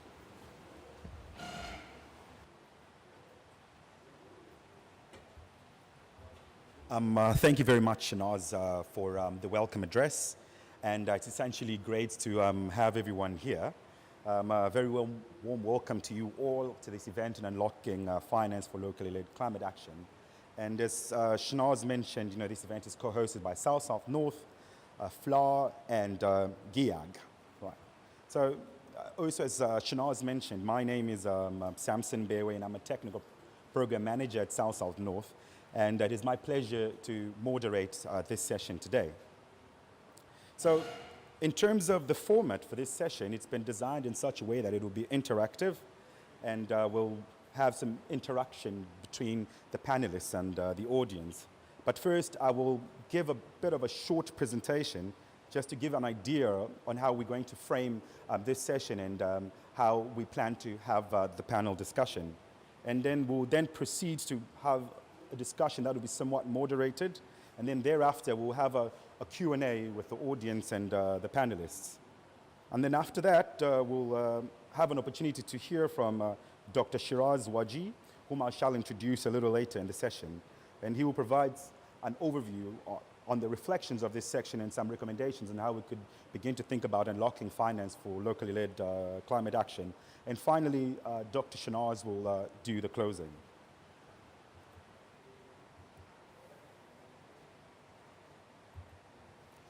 So, big question, what is financing local led climate action? And obviously we can all agree that the impacts of climate change are growing in severity, disproportionately affecting poor people as well as vulnerable communities. And the key question is, how should financing adaptation be effective? I think it's important to continuously recognize that the impacts of climate change affect people in different ways. And among those that are marginalized are, in many cases, women and non-binary people that often face barriers, related very much to their norms, traditions, policies that continuously perpetuate these inequalities and structural historical imbalances. And obviously, recent evidence shows that less than 10% of finance from global funds flows to the local level, which basically highlights a challenge not only with the poor quality of finance, but also with the poor quantity of finance. And so this raises a key question around the importance of why we need to increase finance for locally led climate action and change the existing delivery mechanisms and instruments in a way that allows for a gender responsive and socially inclusive approach. And therefore, this tells us that unlocking finance for climate action should be a priority, especially when it comes to building resilience for vulnerable and under-resourced communities. It's also important to note that sustainable and equitable adaptation solutions should be anchored from the bottom up and locally led, whereby these initiatives are able to demonstrate an understanding of local climate impacts within local contexts. So The question is, what are some of the challenges that are affecting the decentralization, not only of finance, but of power at the local level, which is quite important to realize effective locally led climate action? One of which includes the systemic social and political barriers very much tied to structural imbalances. Second barrier includes administrative constraints, mostly tied to, in certain cases, reporting requirements, among other things, applications and so on. Another constraining barrier is related to capacity. And this is often not only at the local level, but also at the subnational, national, and also at the donor level. And then there's also the issue of the low quantity of finance, which is persistent an issue which effectively calls for the need to ramp up and scale up climate finance. And then there's also the issue of poor quality of climate finance, where climate finance is continuously riddled by high transactional costs that are very much affected by, at the same time, high compliance costs. And I think in the discourse, in thinking about climate finance in general, I think we often focus a lot on the flow of finance, very much from the national level to the international level. And I think there's also, in building a more robust society, an inclusive society, a functional market economy, I think it's important for us to also continuously think about what are some of the traditional barriers to access to traditional finance. And a lot of these could be categorized from economic barriers, technological barriers, as well as social barriers that continuously affect access to finance at the community level. And so the question becomes, there are growing instruments and perhaps initiatives and mechanisms of late that are showing how finance could reach the local level. And obviously we have different mechanisms stretching from public through to private, through to civil society led. In certain cases, we've got hybrid mechanisms where we've got a potential funding mechanism that looks at an integration of civil society as well as government led. And then, key to this is also the important recognition, and I think this is very important, is that finance is a key ingredient to realizing effective locally led climate action. It is a necessary but not a sufficient condition to realizing effective locally led adaptation. And this brings us to a very key topic around the importance of other factors that support effective channeling of climate finance. And many of you have probably heard of the 8 principles of locally led adaptation, which are very important. And they mainstream a couple of key factors, key considerations, stretching from the need to devolve power within the structures that finance flows, the need to talk about and address key structural inequalities, marginalization of ethnic groups, inclusion of disabled people in financing decisions and so on. And so I'll proceed here to just cite a few examples, and many of you have seen these principles. But what is very important here is to note that there are some key examples that have actually worked through integrating some of these principles. And the importance of integrating, or rather leveraging decentralized decision-making helps integrate local adaptation into existing planning processes, promoting durable and, and the whole of society adaptation. I just want to point out that I'm just going to rush through these, some of these examples, but for those that are interested, you could have a look at some of the work that we've done in collaboration with WRI and IIED on a paper focusing on locally led adaptation from principles to practice. That distills and provides a very clear understanding of how some of these principles could be integrated in funding mechanisms. And also, important to this session as well is the need to address structural inequalities. In this particular case, we're talking about the issue of gender. And a simple example is the Palanca Fund, integrates equity considerations in eligibility or selection criteria to ensure that the inclusion, of marginalized groups is observed. I'll jump on to the next principle, which talks about the need for patient and predictable funding. I think this is very, very important for a lot of funding projects and mechanisms, and we've seen this through a number of projects that there've been conversations around the need to have project preparatory facilities when looking at adaptation projects, because you spend half of the time seeking to set up systems and and due diligence compliance, which effectively affects the time frame within which you're expected to monitor and evaluate some of the key results we expect to see from various locally led initiatives. Obviously, there's also a need to invest in local capabilities that leave an institutional legacy.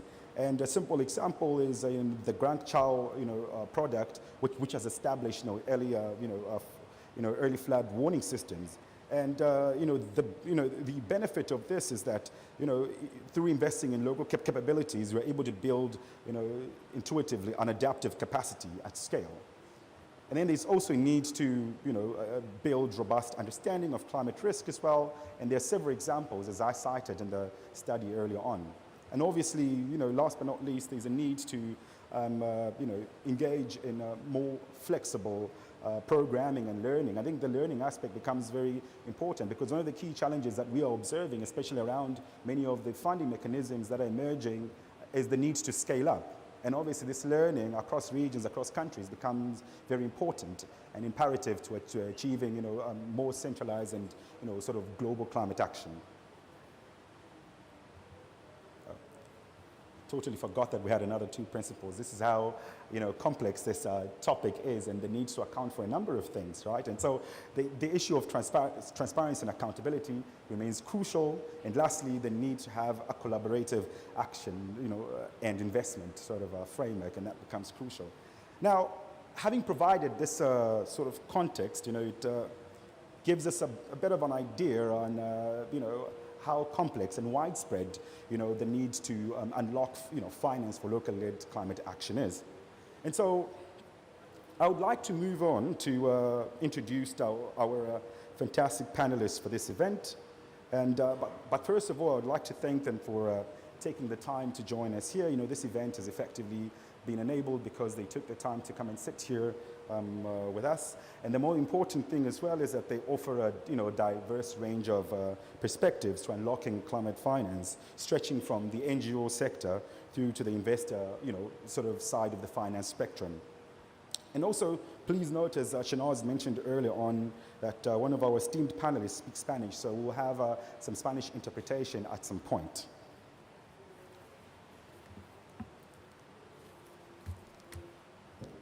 So, I'd like to take the opportunity to introduce our first panelist, Ms. Suzanne Nandudu, who is the Executive Director of the African Center for Trade and Development, where she has held this position since 2015. Until then, she has served over a year as a board member of the African Center for Trade and Development. She is a development practitioner who has worked in various developmental issues, including sustainable transport, good governance, climate change adaptation, green cities, and the like. She previously worked on an independent, as an independent consultant and a staff member of the Development Network for Indigenous Voluntary Associations. Please join me in welcoming Susan to this panel. Thank you for having me. So I'll actually go straight into the thick of things, and perhaps we can get started. I think that the plan would be to introduce each panelist, of course, followed by a question, just to also get to hear from them immediately, and also just to, to kind of get the conversation going. And so, Susan, this question is very much directed to you. What do you see as the biggest challenge of getting finance into the hands of local communities? Thank you for the question. Okay, is the mic fine? Good. So I'd like to reflect, starting from the global level all the way down on, in responding to your question. So in 2009, I was on the streets of Copenhagen with other climate activists. And one of our demands at the time was we want new and additional finance to address climate change.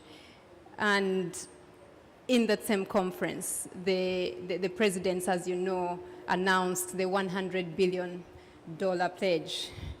And with the recent OECD data, we know that they have never fully delivered that amount.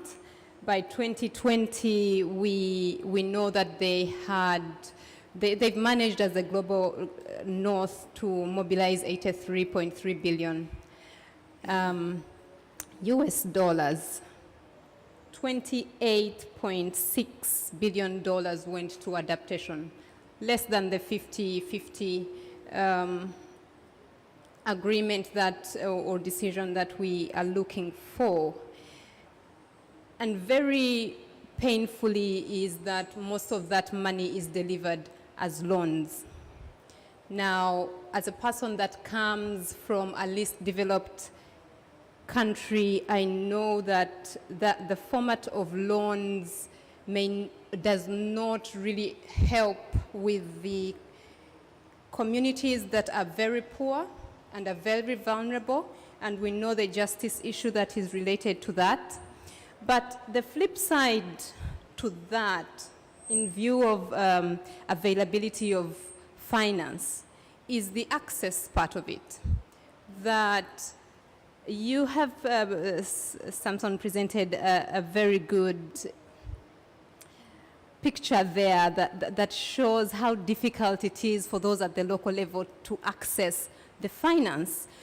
The complexity with which the available finance is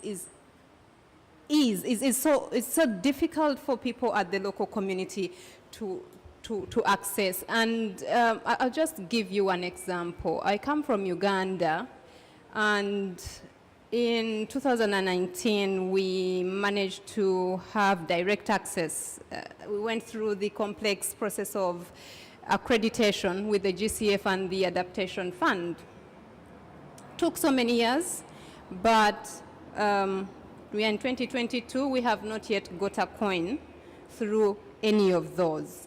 And why is that? There's lots of complexities that many of you know about. So our capacity is to meet these obligations, even just passing the due diligence is a challenge. So there are the barriers that you presented, Samson, are real. Thank you. Thank you very much, Susan, for that very sort of insightful response to the question around the challenges, and I absolutely agree that yeah, definitely it's quite challenging when you think about loans in general and poor households, and I think this speaks to what I talked about earlier on around sorry. Yeah, so this speaks to what I spoke about earlier on, particularly around the barriers to traditional finance. Now, these issues are quite important, and there's a need for innovation and to view particularly financial inclusion among low-income households, right, and find mechanisms of including them into the broader financial system. Moving on to our next speaker, panelists, I would like to take the opportunity to introduce Ms. Nivedita Mani, who's the Action Research and Communication Leads of Gorakhpur Environmental Action Group. Nivedita is essentially a development professional with over 19 years of experience in the environmental sector. She leads the African Research and Communications Initiative of Gorakhpur Environmental Action Group. She has worked with several national and international organizations on rural and urban climate change resilience, integration of disaster risk reduction and climate change adaptation in development planning, ecosystems-based resilience, water and sanitation, sustainable livelihoods, and gender. She has been the author of several process documents, research reports, research papers, training manuals, and so on. She has more than 30 publications to her name, or to her credit. Please welcome me, or rather join me in welcoming Nivedita to this panel. Thank you so much. Nivedita, I probably have a similar question for you, such as the one I posed for Susan. I think Susan did a good job in providing an African perspective, and it would be lovely to hear from you, particularly from, given your experience working in India and South Asia, to ideally give us a sense of what are some of the biggest challenges of getting finance into the hands of the communities. And perhaps you could also proceed to talk about, ideally, what is not working in this regard. Over to you. Thank you so much, Samson, and thank you all for having me here. Yes, I come from India, and the challenges that we are facing in India are quite similar to what Suzanne talked about from the African perspective. In India, the lowest development unit of development that we have is called as village. And a cluster of villages put together is also called as Gram Panchayat, which in English we call it as village institutions, village level institution for the planning and development of villages. So what's happening is that the villages in India across are affected and impacted by climate change impacts. The problem is that though they know that they are being impacted by climate change, but they do not know the adaptation or the coping mechanisms of it, that what needs to be done or how they can deal with this kind of problem. So they are much aware of the impacts, but what needs to be done is something that they don't know, or maybe they are less aware about it. And once they are less aware about it, the entire development mechanism is also in the hands of the villages only. So they are not able to plan the development interventions from a climate or from a disaster risk reduction lens, and hence the finances also don't flow in from that point of view. For instance, I'll take one example, that if there is an excessive rainfall and some waterlogging situations in the villages, they really don't know how to save their crops from that. What are the alternative resilient agriculture practices that they can adopt? And that kind of an education or that kind of awareness is lacking in the village community. So that there lies the problem. On the other hand, the solution givers, like the government bodies or the other institutions who are providing the solutions, they are not very climate literate as of now. So there is a mismatch there again. So this is the biggest challenge that is actually hindering the whole flow of resilient resources for the village development. And many a times the mechanism of development or how the development intervention is being implemented is not very pro-adaptive in nature. It actually many a times works against adaptation and becomes like a maladaptation practice. So how the development interventions are being planned, how they should be planned so that they are pro-resilient, that's something which is lacking, because of which the resources are also not being able to mobilize that way. So I will stop here, Samson, if that answers your question. Yeah, thank you, Nivedita, for providing us with an intuitive, Indian and South Asia perspective. And obviously from, Susan's reflections, we are continuously seeing some commonalities in some of these challenges. Obviously, I'll come back to you a little later to also talk a little bit about, what approaches are actually working, or rather, should I say, innovative approaches. But now, I'm going to take the opportunity of introducing our next speaker, Ms. Olga Galindo, who's the Executive Director of Vikuenka Corporation. And please pardon me for any mispronunciations of any Spanish words. I took a crash course this morning in trying to pronounce some of these words, so bear with me. Yeah. So Ms. Olga Galindo is the Executive Director of the Vivo Cuenca Corporation Water Fund for the Chinchina River Basin in Caldas, Colombia. She has served as the head of planning for the Western Andes Territorial Directorate of the National System of Natural Parks in Colombia. She's also a consultant to the Ministry of the Environment and Sustainable Development, and also a coordinator of the Department System of Protected Areas Incorporated in Caldas Territorial Environmental Authority. Olga has been the director of several civil society organizations and provided technical assistance to the International Center for the Investigation of the El Nino phenomenon in regional programs in Latin America. She holds a medical degree in zoo technician and veterinary medicine, and a master's degree in regional development in territory planning. Please join me in welcoming Olga to the panel. Yeah. So, a question for you, Olga, very much focused on the Colombian Water Fund, which is effectively a sustainable, long-term and locally owned and led financial mechanism in the water sector in Colombia, and more broadly in Latin America and other parts of the world. So my question to you is around, could you tell us a bit more around the key elements in the Water Fund mechanism to unlock finance?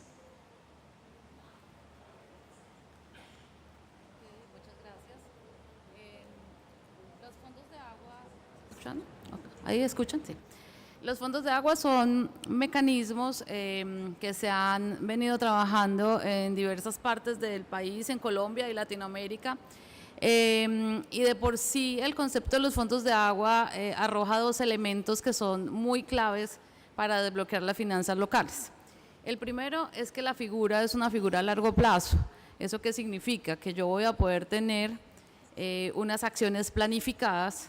Estas acciones planificadas las voy a poder implementar en los territorios o en donde puedo tener resultados mucho más eficientes. Y tercero, me permite monitorear. Digamos que eso rompe un poco como la forma de ejecutar proyectos en los territorios, y es que tienen cortos periodos, y al tener cortos periodos pues es muy difícil que se puedan alcanzar los objetivos que se plantean.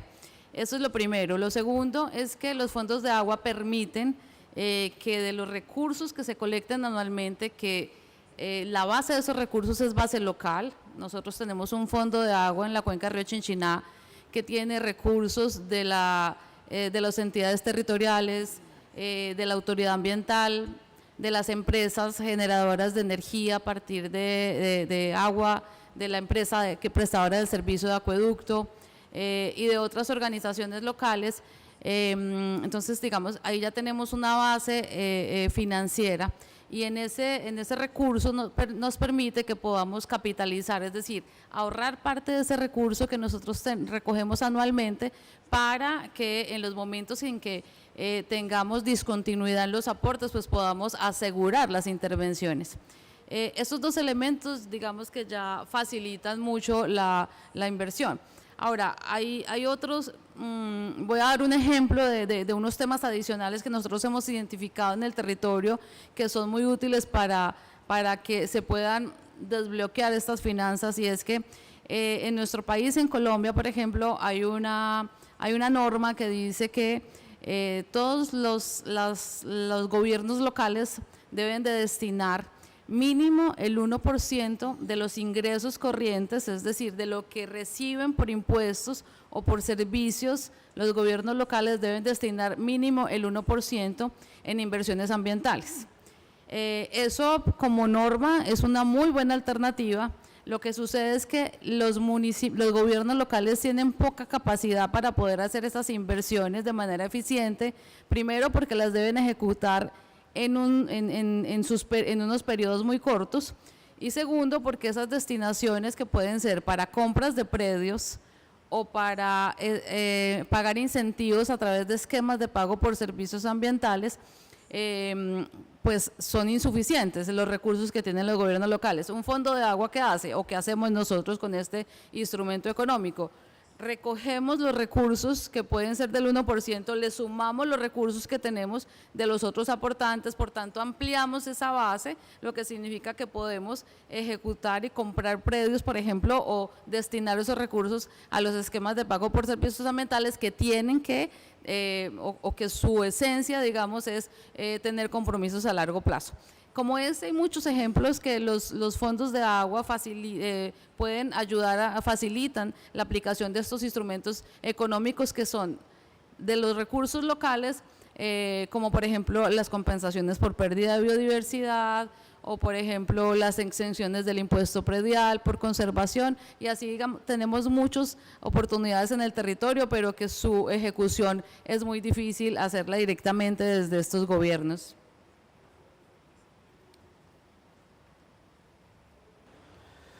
Yeah, thank you very much, Olga. I think that was very insightful, and we got to learn more about the key elements of the water funding mechanism. I think one interesting thing that also stands out for me is, as you mentioned, I think the need for long-term financing is crucial. I think which speaks to one of the key principles of local adaptation, of ensuring that finance is predictable in order to realize effective locally led climate action. So thank you for that.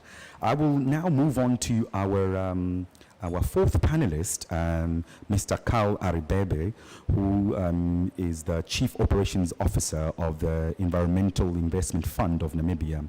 So Mr. Carl is a Namibian citizen with extensive experience in environmental and sustainable development issues.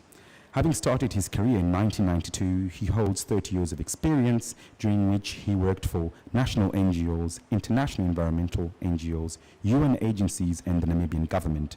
He is presently employed by the Environment Investment Fund of Namibia, where he has served as the Chief Operations Officer since 2013. Carl holds a Bachelor of Arts degree in Sociology from the University of Namibia and a Master's of Sciences degree in Integrating Conservation and Development Programs for the University of Wales. Please kindly welcome me and join me rather in welcoming Carl to this panel. Thank you, and thanks for having me. I'm not sure if he's really speaking about me. Yeah, thank you, Carl. And so my question to you very much revolves around, a report that was published, last year in June, particularly, around your journey or the journey of the Environmental Investment Fund with the Green Climate Fund, and including, particularly, a project under the Enhanced Direct Access pilot, which is titled Empower to Adapt, Creating Climate Change Resilient Livelihoods Through Community-Based Natural Resource Management in Namibia. So my question to you is basically, what stands out for you as a key reflection related to how communities can be empowered, particularly to lead their own adaptation initiatives? And also a second part to this question is how has the EIF included gender, and social aspect, or rather, how have these been made a priority in, the programming, the financial programming in general? Over to you, Carl. Thank you. Yeah, I come from Namibia. Sorry, I'm battling a sore throat, but I'll give it my my best. Yeah, I come from Namibia, a small country on the southwestern coast of Africa. I work for the EIF, Environmental Investment Fund, a state-owned entity, only 10 years old now in its operations. And we've been implementing a project through GCF's Enhanced Direct Access window, the project that is actually concluding by end of this month, for which we'll be doing terminal evaluation early next year. This project has basically ticked all the boxes, in our opinion, of what a locally led adaptation action would represent, at least in the context of our country.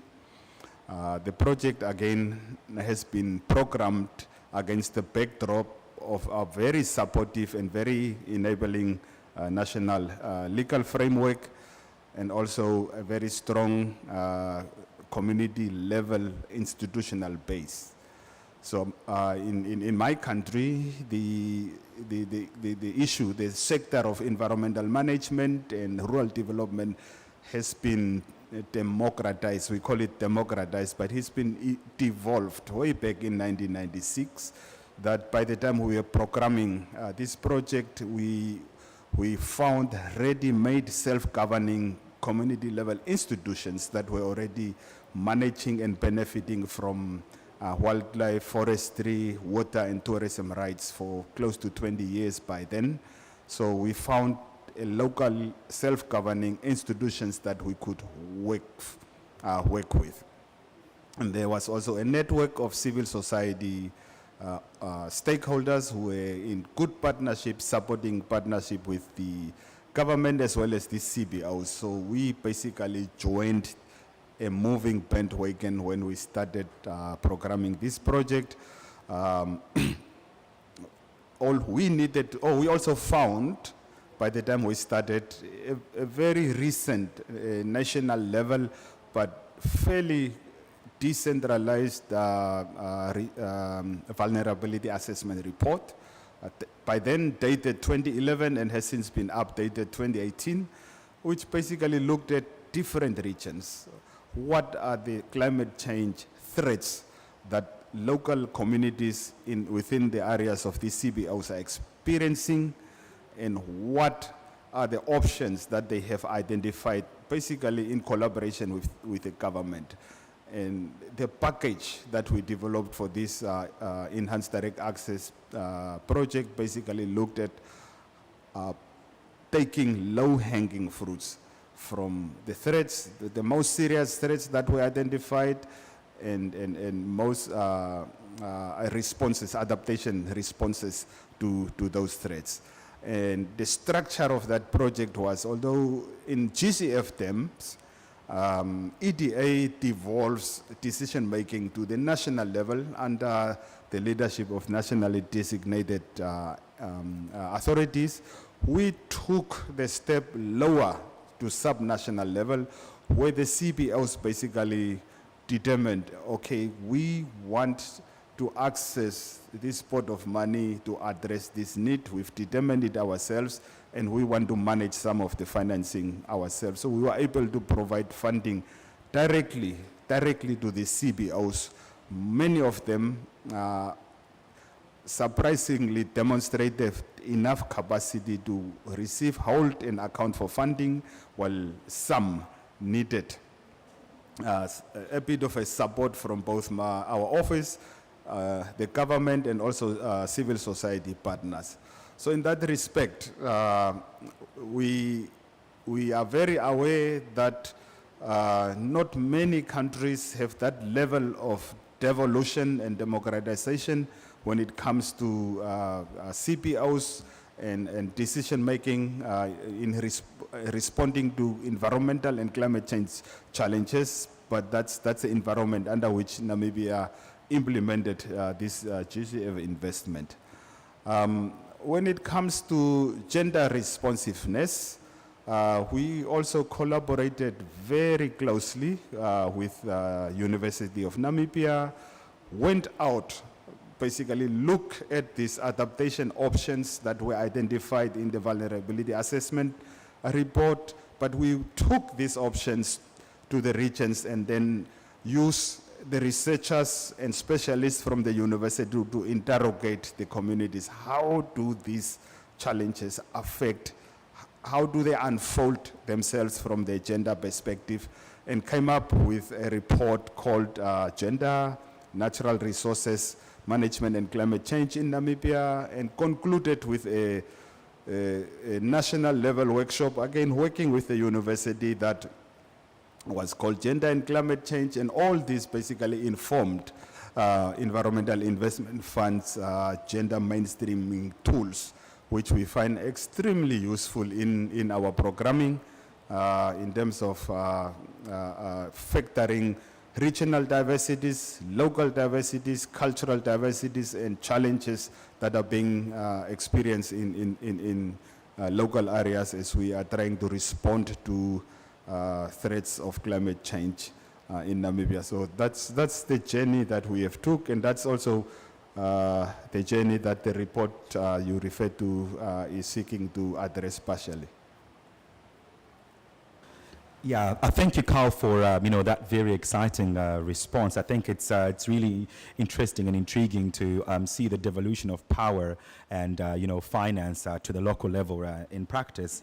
I very much appreciate how you went ahead to sort of clearly indicate that the devolution of power and finance goes beyond a participatory approach. Rather, it includes taking into account the needs of the local communities. I think you talked about how you had the CBOs indicate what their initial financial priorities were, and these were taken on board. And I think this was quite interesting, and it's good to see these kind of mechanisms. I think while we're still talking about more or less approaches that work, I would like to direct basically the next question to Nevadita.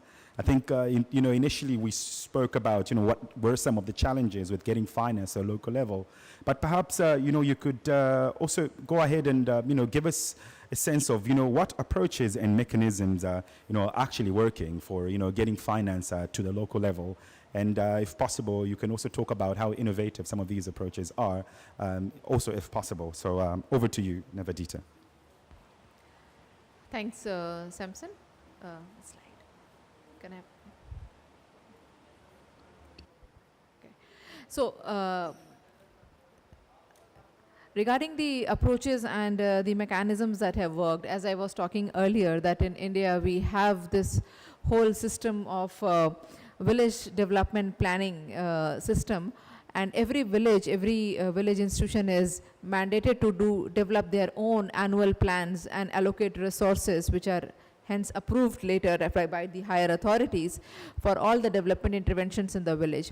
So this involves a whole lot of a step-by-step procedure to do that, and there are basically 5 steps involved in sort of formulating these development plans.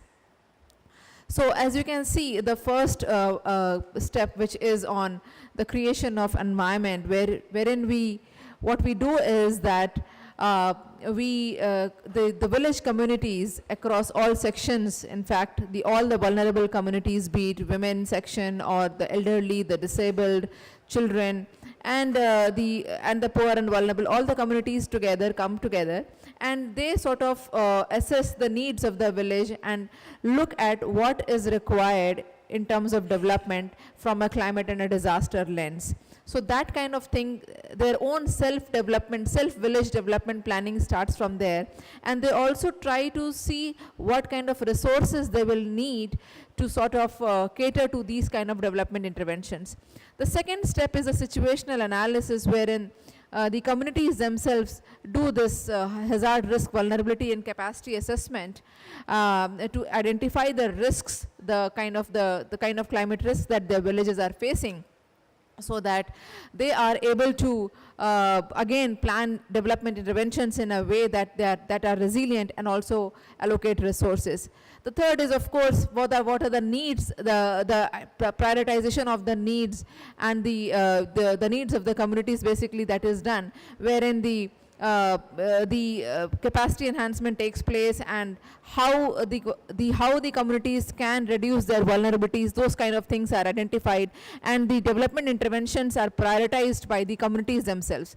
The fourth and the most important step is identifying the resources. What kind of resources are needed for this kind of climate and disaster resilient development interventions at the village level, and there are variety of, I would say there are a range of sources of these resources in India. There is the State Finance Commission, from where the village development they get the funds. They also generate their own funds by maintaining the water bodies or the plantation area, which is called as own source revenue. And there are other corporate social responsibility schemes as well, from where these village development institutions can mobilize or leverage funds for the village development. So on the basis of this, so it's like a bottom-up approach, wherein they assess their own risk at the village level, they plan the development interventions, and then the allocation of funds are also done in that way, and then the funds are hence approved by the higher authorities. So this is one of the mechanisms that we have promoted in one of the states in India, that is called as Uttar Pradesh, which is in the northern region of the country, wherein we have tried to integrate climate change adaptation and disaster risk reduction in the village development planning processes. So this is how we have seen that this model now is being increasingly adopted by all the other states as well in India, wherein the development at the village level is being looked at from the disaster and climate lens, and the fund allocations are sort of being made by the villages themselves accordingly. So one of the approaches that we have implemented, Samson, is this. I'll be happy to answer any question. Thank you. Yeah, thank you very much, Nevadita. I think that was extremely useful to hear more intuitively about, some of these funding mechanisms and approaches. I think while we're still talking about approaches, I would like to quickly move on to Olga. So this next question is directed towards you. And I think you had touched a little bit on this, particularly around the approaches the Water Fund, integrates, or rather works on in the context of local-led adaptation. But I think it would be good for you to expand a little bit more on that, and if you can also talk about how some of these approaches include or integrate a gender equity and social inclusive perspective. Over to you.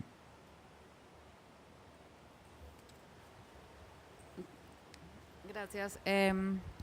Yo primero quisiera hacer énfasis en algo y es que nuestro fondo de agua tiene una característica particular y es que tenemos como ámbito geográfico la cuenca hidrográfica.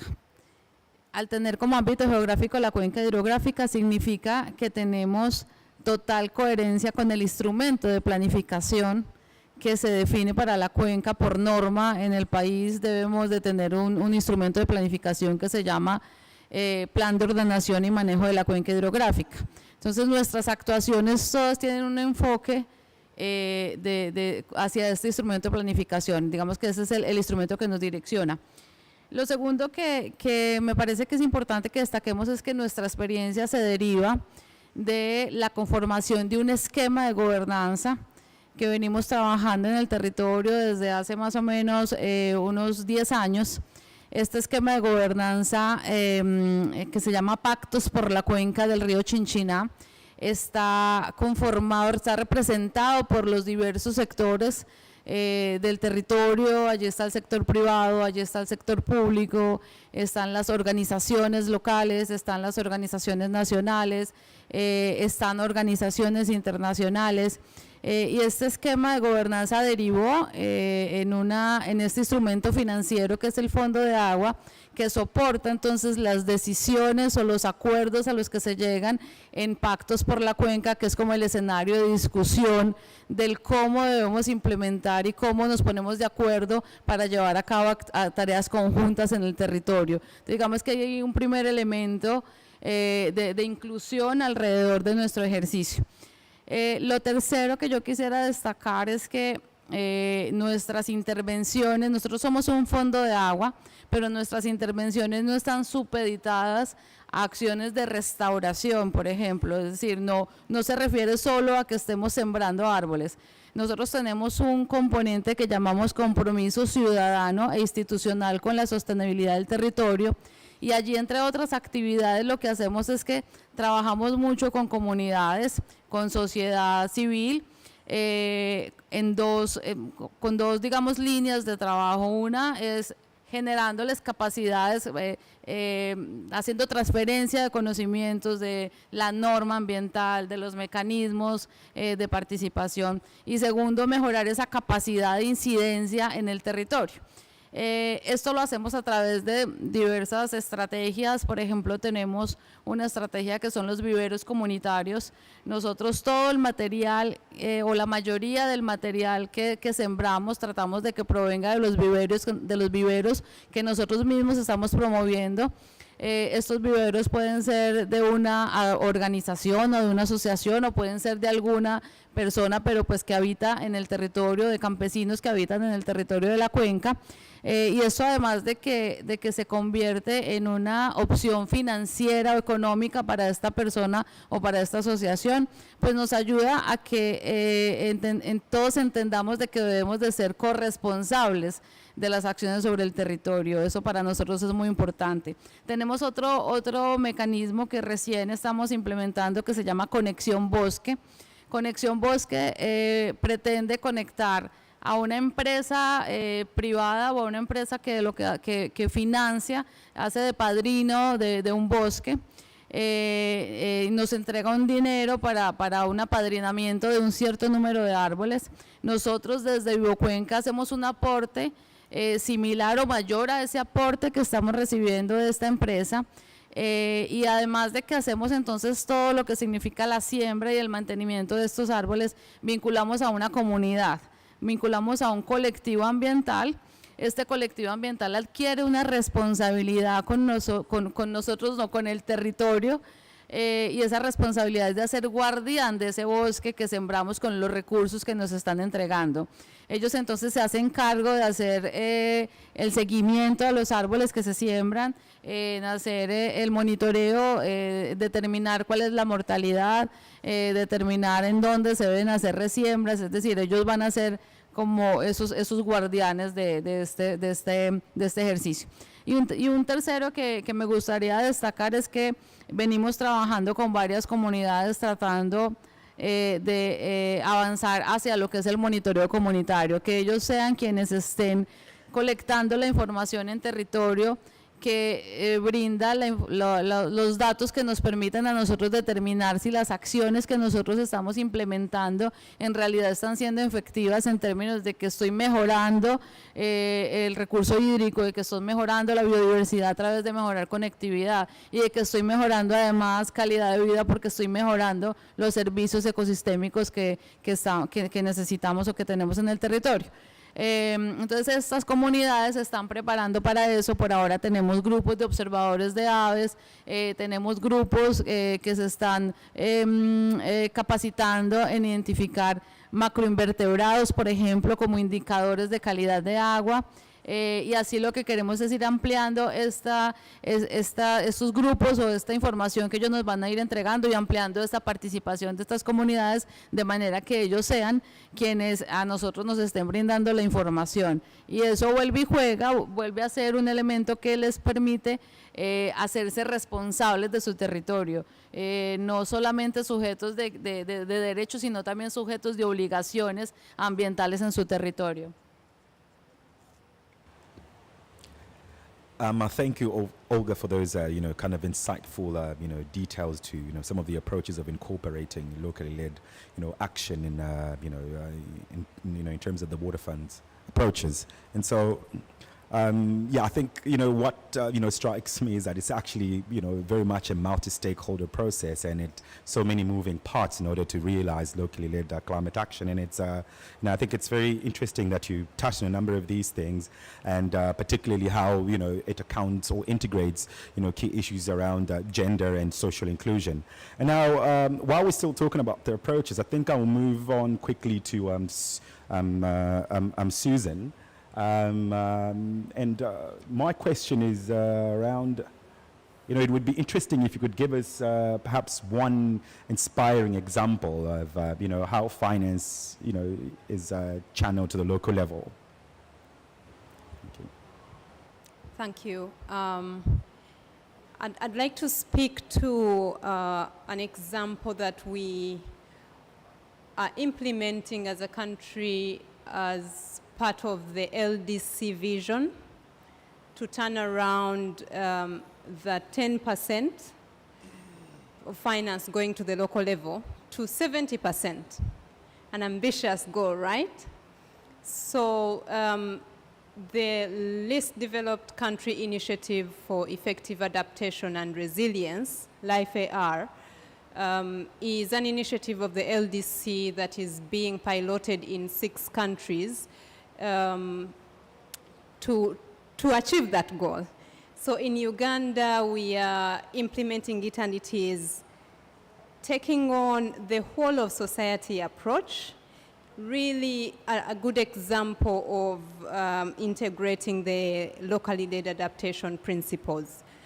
What we are at the early stages, early phases of implementing this, and it is for now a 10-year initiative where we know or the finance is predictable. The design that is being undertaken is involving academia, government at the central level, and civil society. We still have the challenge of bringing private sector on board, especially at this design stage, but we think that as we roll out and reach the level of investments, they'll be incentivized to be a part of the process.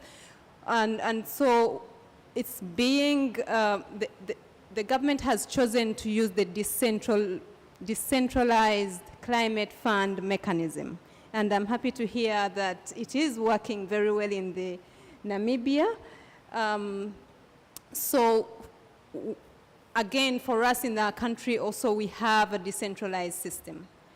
It may not be working as well as it was for you in Namibia, but this mechanism is triggering the same to deliver finance. And so far, the design is to bring on board the 4 core elements of the fund mechanism, which is looking at the planning stage, that brings on board the women, the youth, the persons with disability, everybody at the front lines to bring the ideas of what investments are needed and are of priority for funding. And it has the component of knowledge and risks, which equally integrates the risk assessments as well as building capacities for the stakeholders at the local level to engage very actively in identifying these priorities. And the priorities are not really going at the household level, but we're looking at public goods that help support building the resilience of the communities where they work. And importantly is an element of monitoring, evaluation, and learning that engages everybody within the communities. And so where we are now as a country is that through a very elaborate process that involved an objective criteria, we've identified 12 districts, 12 local governments where this is going to be piloted, and we are moving into a stage of building the capacities of the local government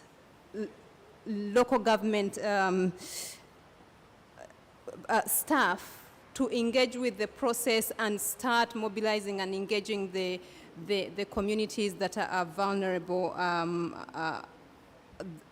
based on this assessment. So while we might be at the beginning phase, I really see that our example is linked with Carl's example of Namibia.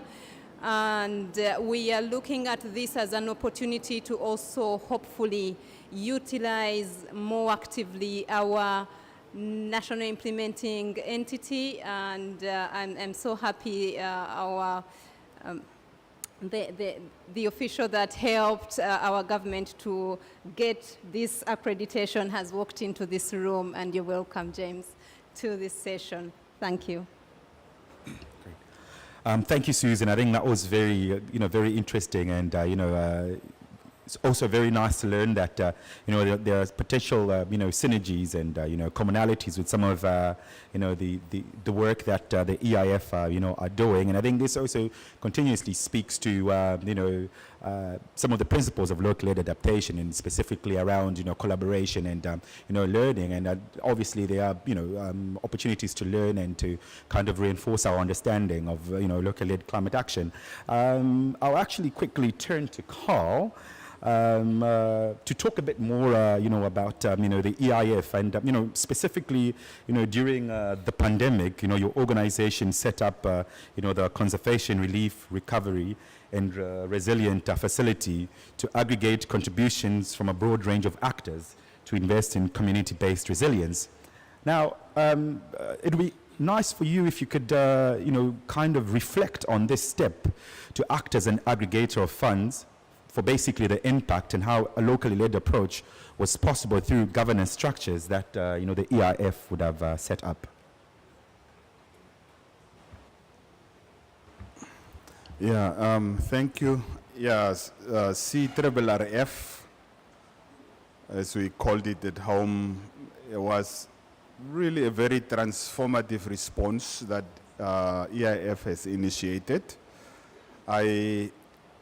I had to, in the interest of time, be very conservative with my description of the sheer size, impact, and the success of Namibia's National Community-Based Natural Resources Management Program. It's a program that has established very strong CBO foundation in the most remote areas, 83 CBOs registered, and with all humility, Namibian government way back in 1996 took a decision that we do the government structures decentralization up to constituencies and villages level. That's how government will decentralize. But then for the management of environment and natural resources, they created a law that says if you define a geographic area as a CBO, if you define your membership a geographic area and convince the government that you can manage yourself without our interference, we will devolve rights, certain rights to you to manage your environment. That was very unprecedented at that stage and also fairly radical as we speak. Slightly different from decentralization and devolution of government structures, but it's total devolution to non-state entities' rights and responsibilities to manage and benefit from the natural environment. So those are the CBOs that we found ready-made to deliver locally led adaptation funding to, for them to address within their membership bases and within the geographic areas they have been registered for. With the advent of COVID, tourism being the major source of income for these CBOs, overnight that source of income dried up. But in the meantime, lot of climate change funding that EIF and the government personally leveraged were invested in those areas that would basically come to complete standstill. So EIF brought a number of stakeholders around the table and put a small envelope on the table and said, colleagues, stakeholders, do you also see the threat that we see, that if guys who are looking after the black rhino are unable to do their patrols, for example, if guys are monitoring climate change impacts on the local level no longer are able to go out and do their readings, weather readings and those, we are facing a problem. So to keep things going during the lockdowns, we are putting so much on the table. How much are you prepared to put on the table? So many stakeholders used the EIF's leverage and put quite a substantial amount of resources on the table that kept the program going during those difficult times, protected the investments that were leveraged through various development partners, including the GCF, and managed to save the national CBNM program to the point that it was able to rebound with minimal impact last year. Some jobs have been lost, but not to the degree that it would have been lost had there been no intervention.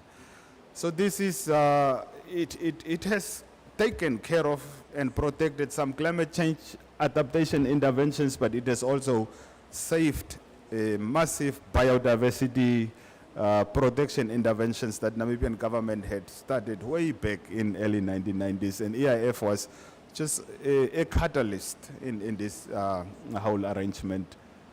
I'm happy to discuss that with the colleagues at some other stage, but that's what CRRF was, and then EIF basically used its financial management and delivery infrastructure that we have up to the most remote area to be delivering the financial resources and then support services that came during the COVID lockdowns.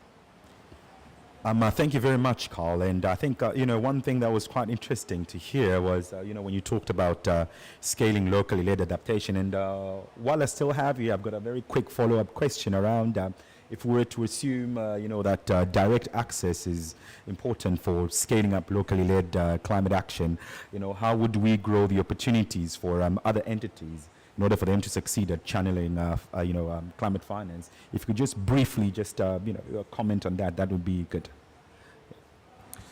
Yeah, with the support of our government, we really believe that other arrangements of accessing climate change funding should be seen as interim arrangements. But the ultimate arrangement is direct access. as many as possible national direct access entities being supported, support each other at the regional scale, maybe at continental scale, to meet the requirements of various funding entities to be able to access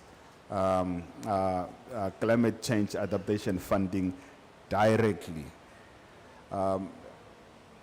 In our humble efforts, we are, as EIF, playing a critical role, collaborating with other partners in the Southern Africa region in a network that SSN plays a critical role under, but also at bilateral level. This year alone, we've hosted aspiring entities from Eswatini twice, Botswana, our neighboring countries, Botswana, Eswatini, Zimbabwe, and also Angola. Personally, I worked with Angolan NDAs personally, looking at how one can advise them and support them to access climate change funding directly.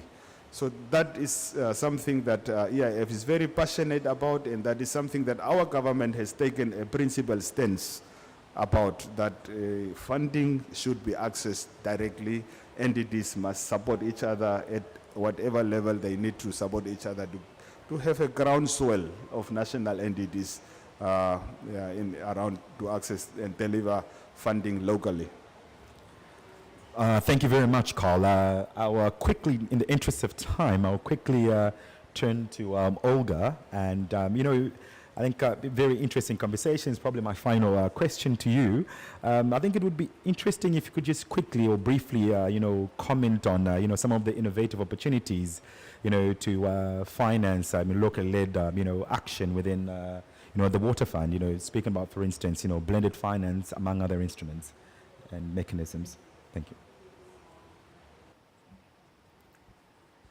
Yo creo que aquí hay algo que se destaca y es que los fondos de agua brindan la oportunidad de tener recursos mixtos en un solo lugar, es decir, nosotros tenemos recursos privados, recursos públicos en una sola bolsa.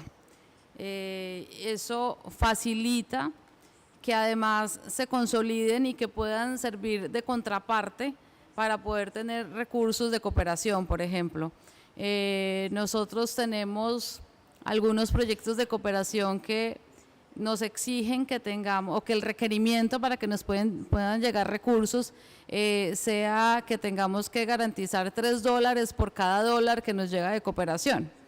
Eso no lo lograríamos de no ser porque hacemos parte de este colectivo y que entre el colectivo se recogen todos los recursos para poder garantizar esas contrapartes. Eso, digamos que para nosotros ha sido pues supremamente exitoso poder tener esa oportunidad.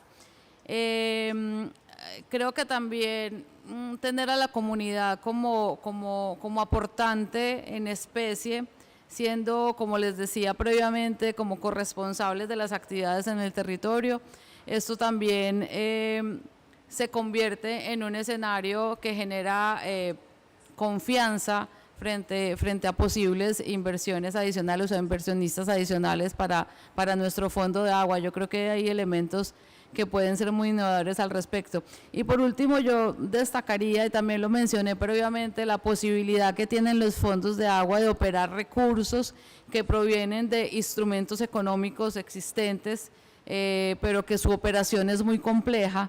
Y ahí yo creo que los fondos, no solo Vivo Cuenca, sino todos los otros fondos de agua, han podido y han sabido aprovechar esta oportunidad de operar estos recursos, además generándole a los territorios unos escenarios de confianza, porque finalmente los fondos de agua pues actúan con total transparencia en estas inversiones. La inversión respecto a lo que se recibe de los fondos de agua, en el caso nuestro es nosotros por cada 100 pesos que recibimos guardamos 5 para el ahorro que les decía, y los otros 95 van directamente a inversión ambiental en el territorio.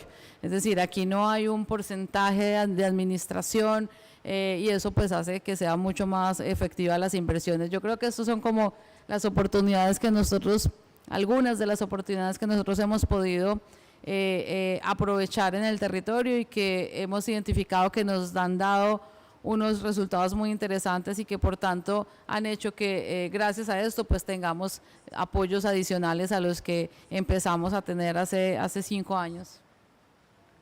Gracias. Thank you very much, Olga. Yeah, that was very, very useful.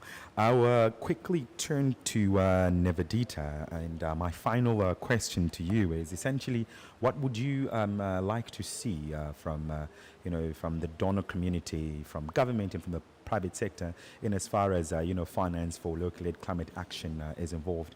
If you can just provide a 30 to 60-second response, that would be good. Yeah.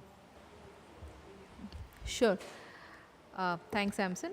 So one of the things that we expect or we want from the private sector in India basically is that the private sector needs to understand how they can support the resilience and the adaptation agenda.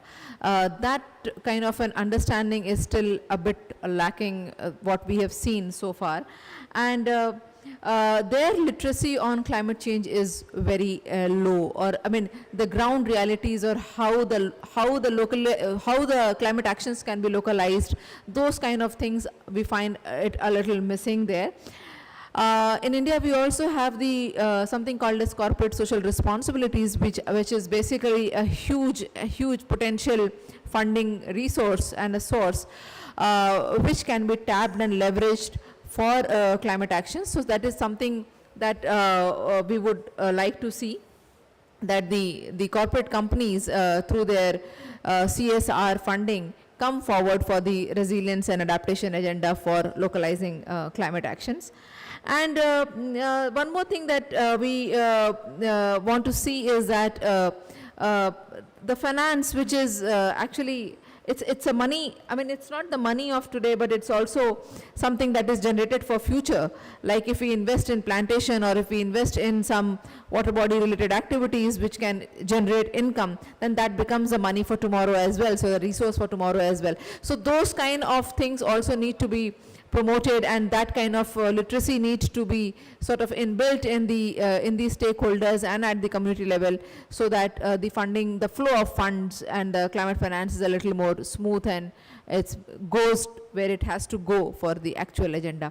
So just a few pointers from my side, Samson.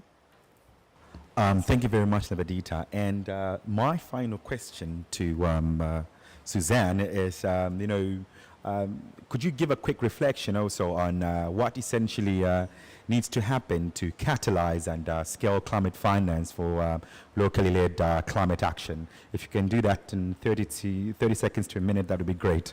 Come on, Sam. Well, thank you for the question.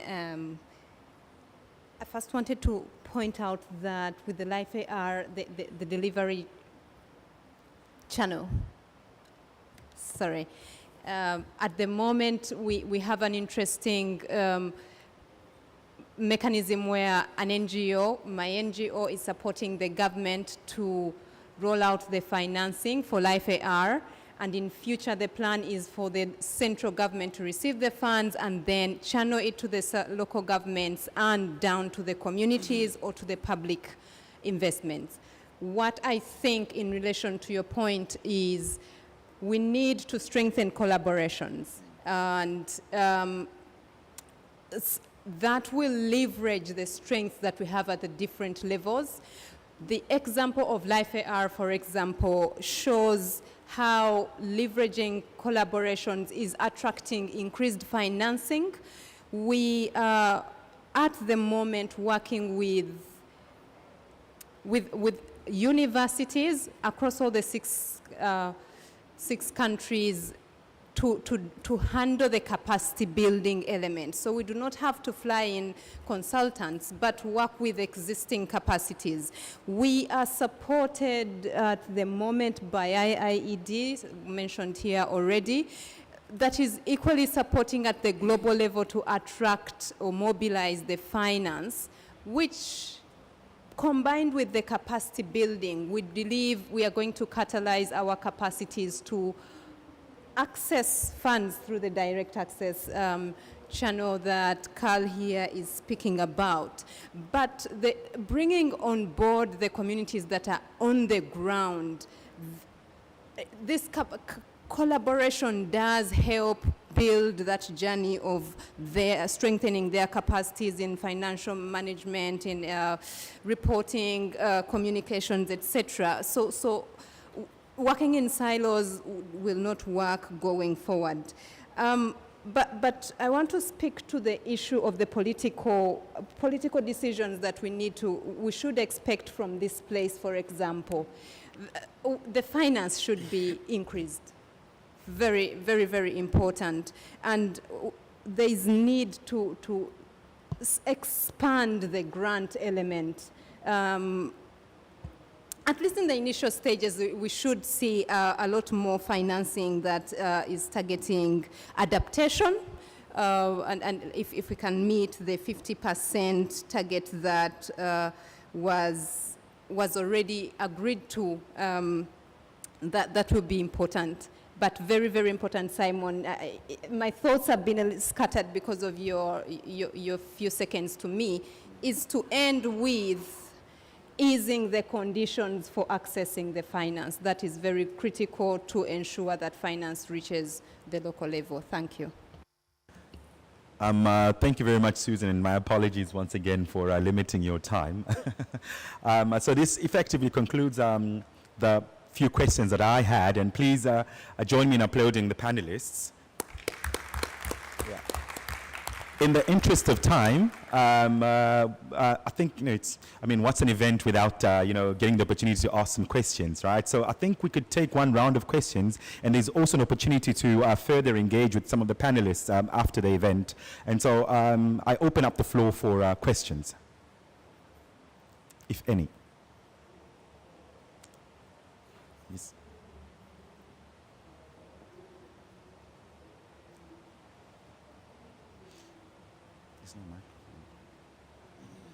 Do we have a microphone? Okay, thank you.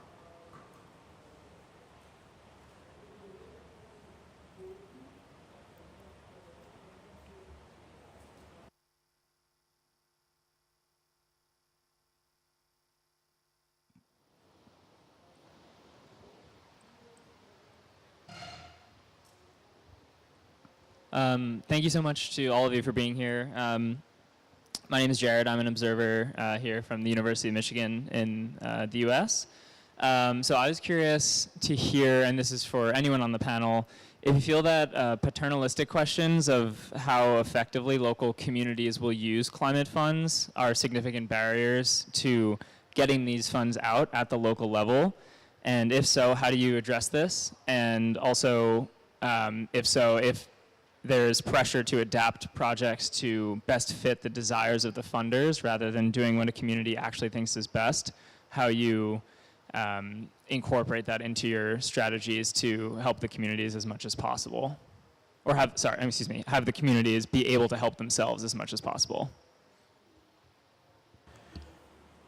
I think we could have another question as well, Emma, just to bundle them, and then we could distribute them evenly to see who responds to what. Yeah, any other questions? There's also an opportunity to engage further with the panelists after this. And so, there's another question, Emma. Thanks very much. That was really fascinating. My question is for Carl, I think, but I think it also relates to everyone else. I was interested in your reference to CBNRM in Namibia. And I think one of our lessons from many decades there was some of the challenges around governance of communal resources in particular. So I'm interested in how those lessons have evolved and what happens when finance gets put into that equation as well. And if you have any thoughts on that, thanks. Thank you very much. Perhaps we could, take some time to respond to that. Perhaps that's last question. Carl, would you want to take a stab at it? Yeah. Okay, yeah, I'll take that one. Through our investment, working with the government, we are able to place these CBOs on a continuum. Some with very high levels of skill and capacity and ability to run their own affairs, who actually needed to be left alone about 10 years ago, but still being handheld, and some who had so much turnover at the leadership level for so many reasons that needed to be stabilized.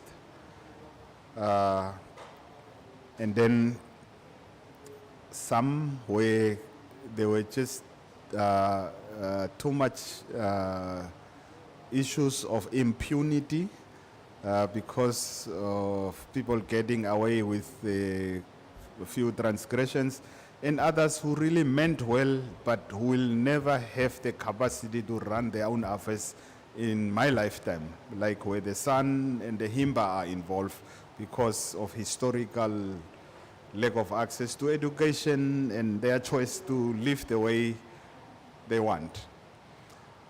So we were able to separate apples from oranges and basically tailor our support accordingly. Where they were effectively non-compliant, one of the funding requirements was they need to be compliant with the ministry's compliance requirements, which mostly had to do with financial management rights. There was only one case out of 33 that an obligation was disqualified on that basis. But many of them, we were able to address governance issues. I don't want the world to single out CBOs for financial misdemeanors. The corporates are also not innocent with all the resources and expertise that they have.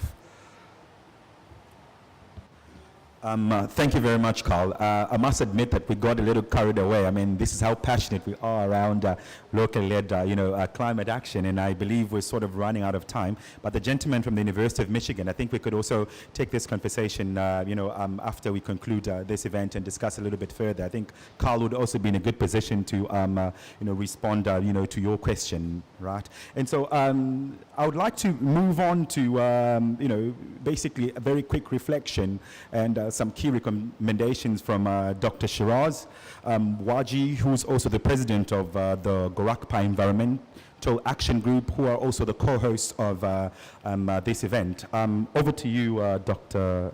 Shiraz. Thank you, Samson. I'll be very brief. Actually, I know the limitation of the time that is also very limited. So some of the things actually which was emerging from the panelists while they were talking. One is that, there is a uniformity in terms of the challenges and the approaches in terms of managing the resources for the local adaptive actions. And whether it is Africa or it is Asia or it is Latin America, there are a lot of similarity in the challenges. One of the issue actually which I could, I wish to reflect here is also that risk and vulnerabilities are not homogeneous. And there is a lot of heterogeneity, that is coming across the panelists, that how this heterogeneity can be addressed for the locally adaptive actions and how the resources can be invested in a mechanism or in a way that it reaches to the most vulnerable communities. Vulnerable in terms of spatial location, gender, class, socioeconomic class, age, and so on. So that is also very important, which is coming again and again. The second point actually which I would like to reflect here is also that empowerment of the community is very important in terms of mobilizing the resources or investment of the resources, so that it is according to the local aspirations and the local priorities rather than top-down approach where a policy is made and an implementation mechanism is delivered to the local level. And the devolution of power is also mentioned by various panelists, that how devolution is important, so that the empowered community can break those barriers which Samson was mentioning earlier, the political boundaries or the administrative boundaries, the whole complexity of the resources which exist.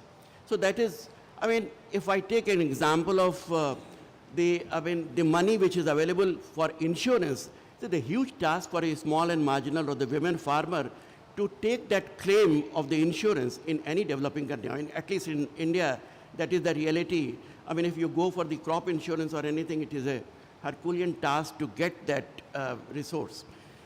The third point is how to make the resources resilient. And there the panelists also talked, Nivita also talked, and Susan, that how the development and resilient can be converged. And that is also very important for the local adaptive actions, that this convergence of development and resilient actions is very important. And we know a number of mechanisms where developmental resources have been invested in a way that it has not helped adaptation, but it has gone against the adaptation. So that has to be, I mean, is a caution for the investment and using the developmental resources. Public-private partnership is also quite important, and Nivita had also mentioned about this whole CSR fund which is available, almost 2.5% of the benefits or the profits which has to be invested. So the private investment have to be made in a way that it helps adaptation and resilience rather than exploiting the resources and the natural ecosystems. The fourth point here will be that there is a lot of opportunity of generating resources. So not only depending on the outside resources, but also generating resources. And this is also in terms of long-term, what Olga was mentioning, that is a long-term solution is also very important. So resource investment is not only for the direct resilient action, but it also supports kind of long-term solution and the long-term action. And number of mechanisms are available where a win-win situation is possible in the green growth of a village or a city and the resilient action. So the resource generation is also quite important in terms of the community empowerment. That is also one point which I would like to share here. And the last but one point is that the complementarity of the resources, what Carl was also mentioning and Susan also mentioned, is that how the complementarity of the resources for a common pool of actions which are required at the local level is very important, which comes across sectors both horizontally and vertically. So I mean, it is not only the national level but sub-national level and ultimately coming down to the village level or the ward level or the city level. And at the same time, different sectors, they work together so that the cross-sectoral linkages are ensured. And finally, what I could hear is that resilient resources are not, they become if invested properly or appropriately. So thank you so much for very enriching experiences which was coming up here. Thank you so much. Thank you very much, Dr. Waji, for these enlightening reflections. And in closing, I would like to thank all our panelists for taking the time to joining us for this session. I think you've made this session highly enriching, sharing very diverse opinions and perspective, both across geography and scale. And I just want to say once again, really thank you for taking the time to join us. And for our esteemed audience, also thank you for coming to this session. I know there's so many things happening, and yeah, I'm glad that you were able to join us. And finally, for SN team that have spent a lot of time trying to put together this event, lots of back and forth. This is great work, and I'm glad that we managed to pull this off. If you can just raise your hands for the crowd to clap for you. And session is officially closed. Thank you, everyone.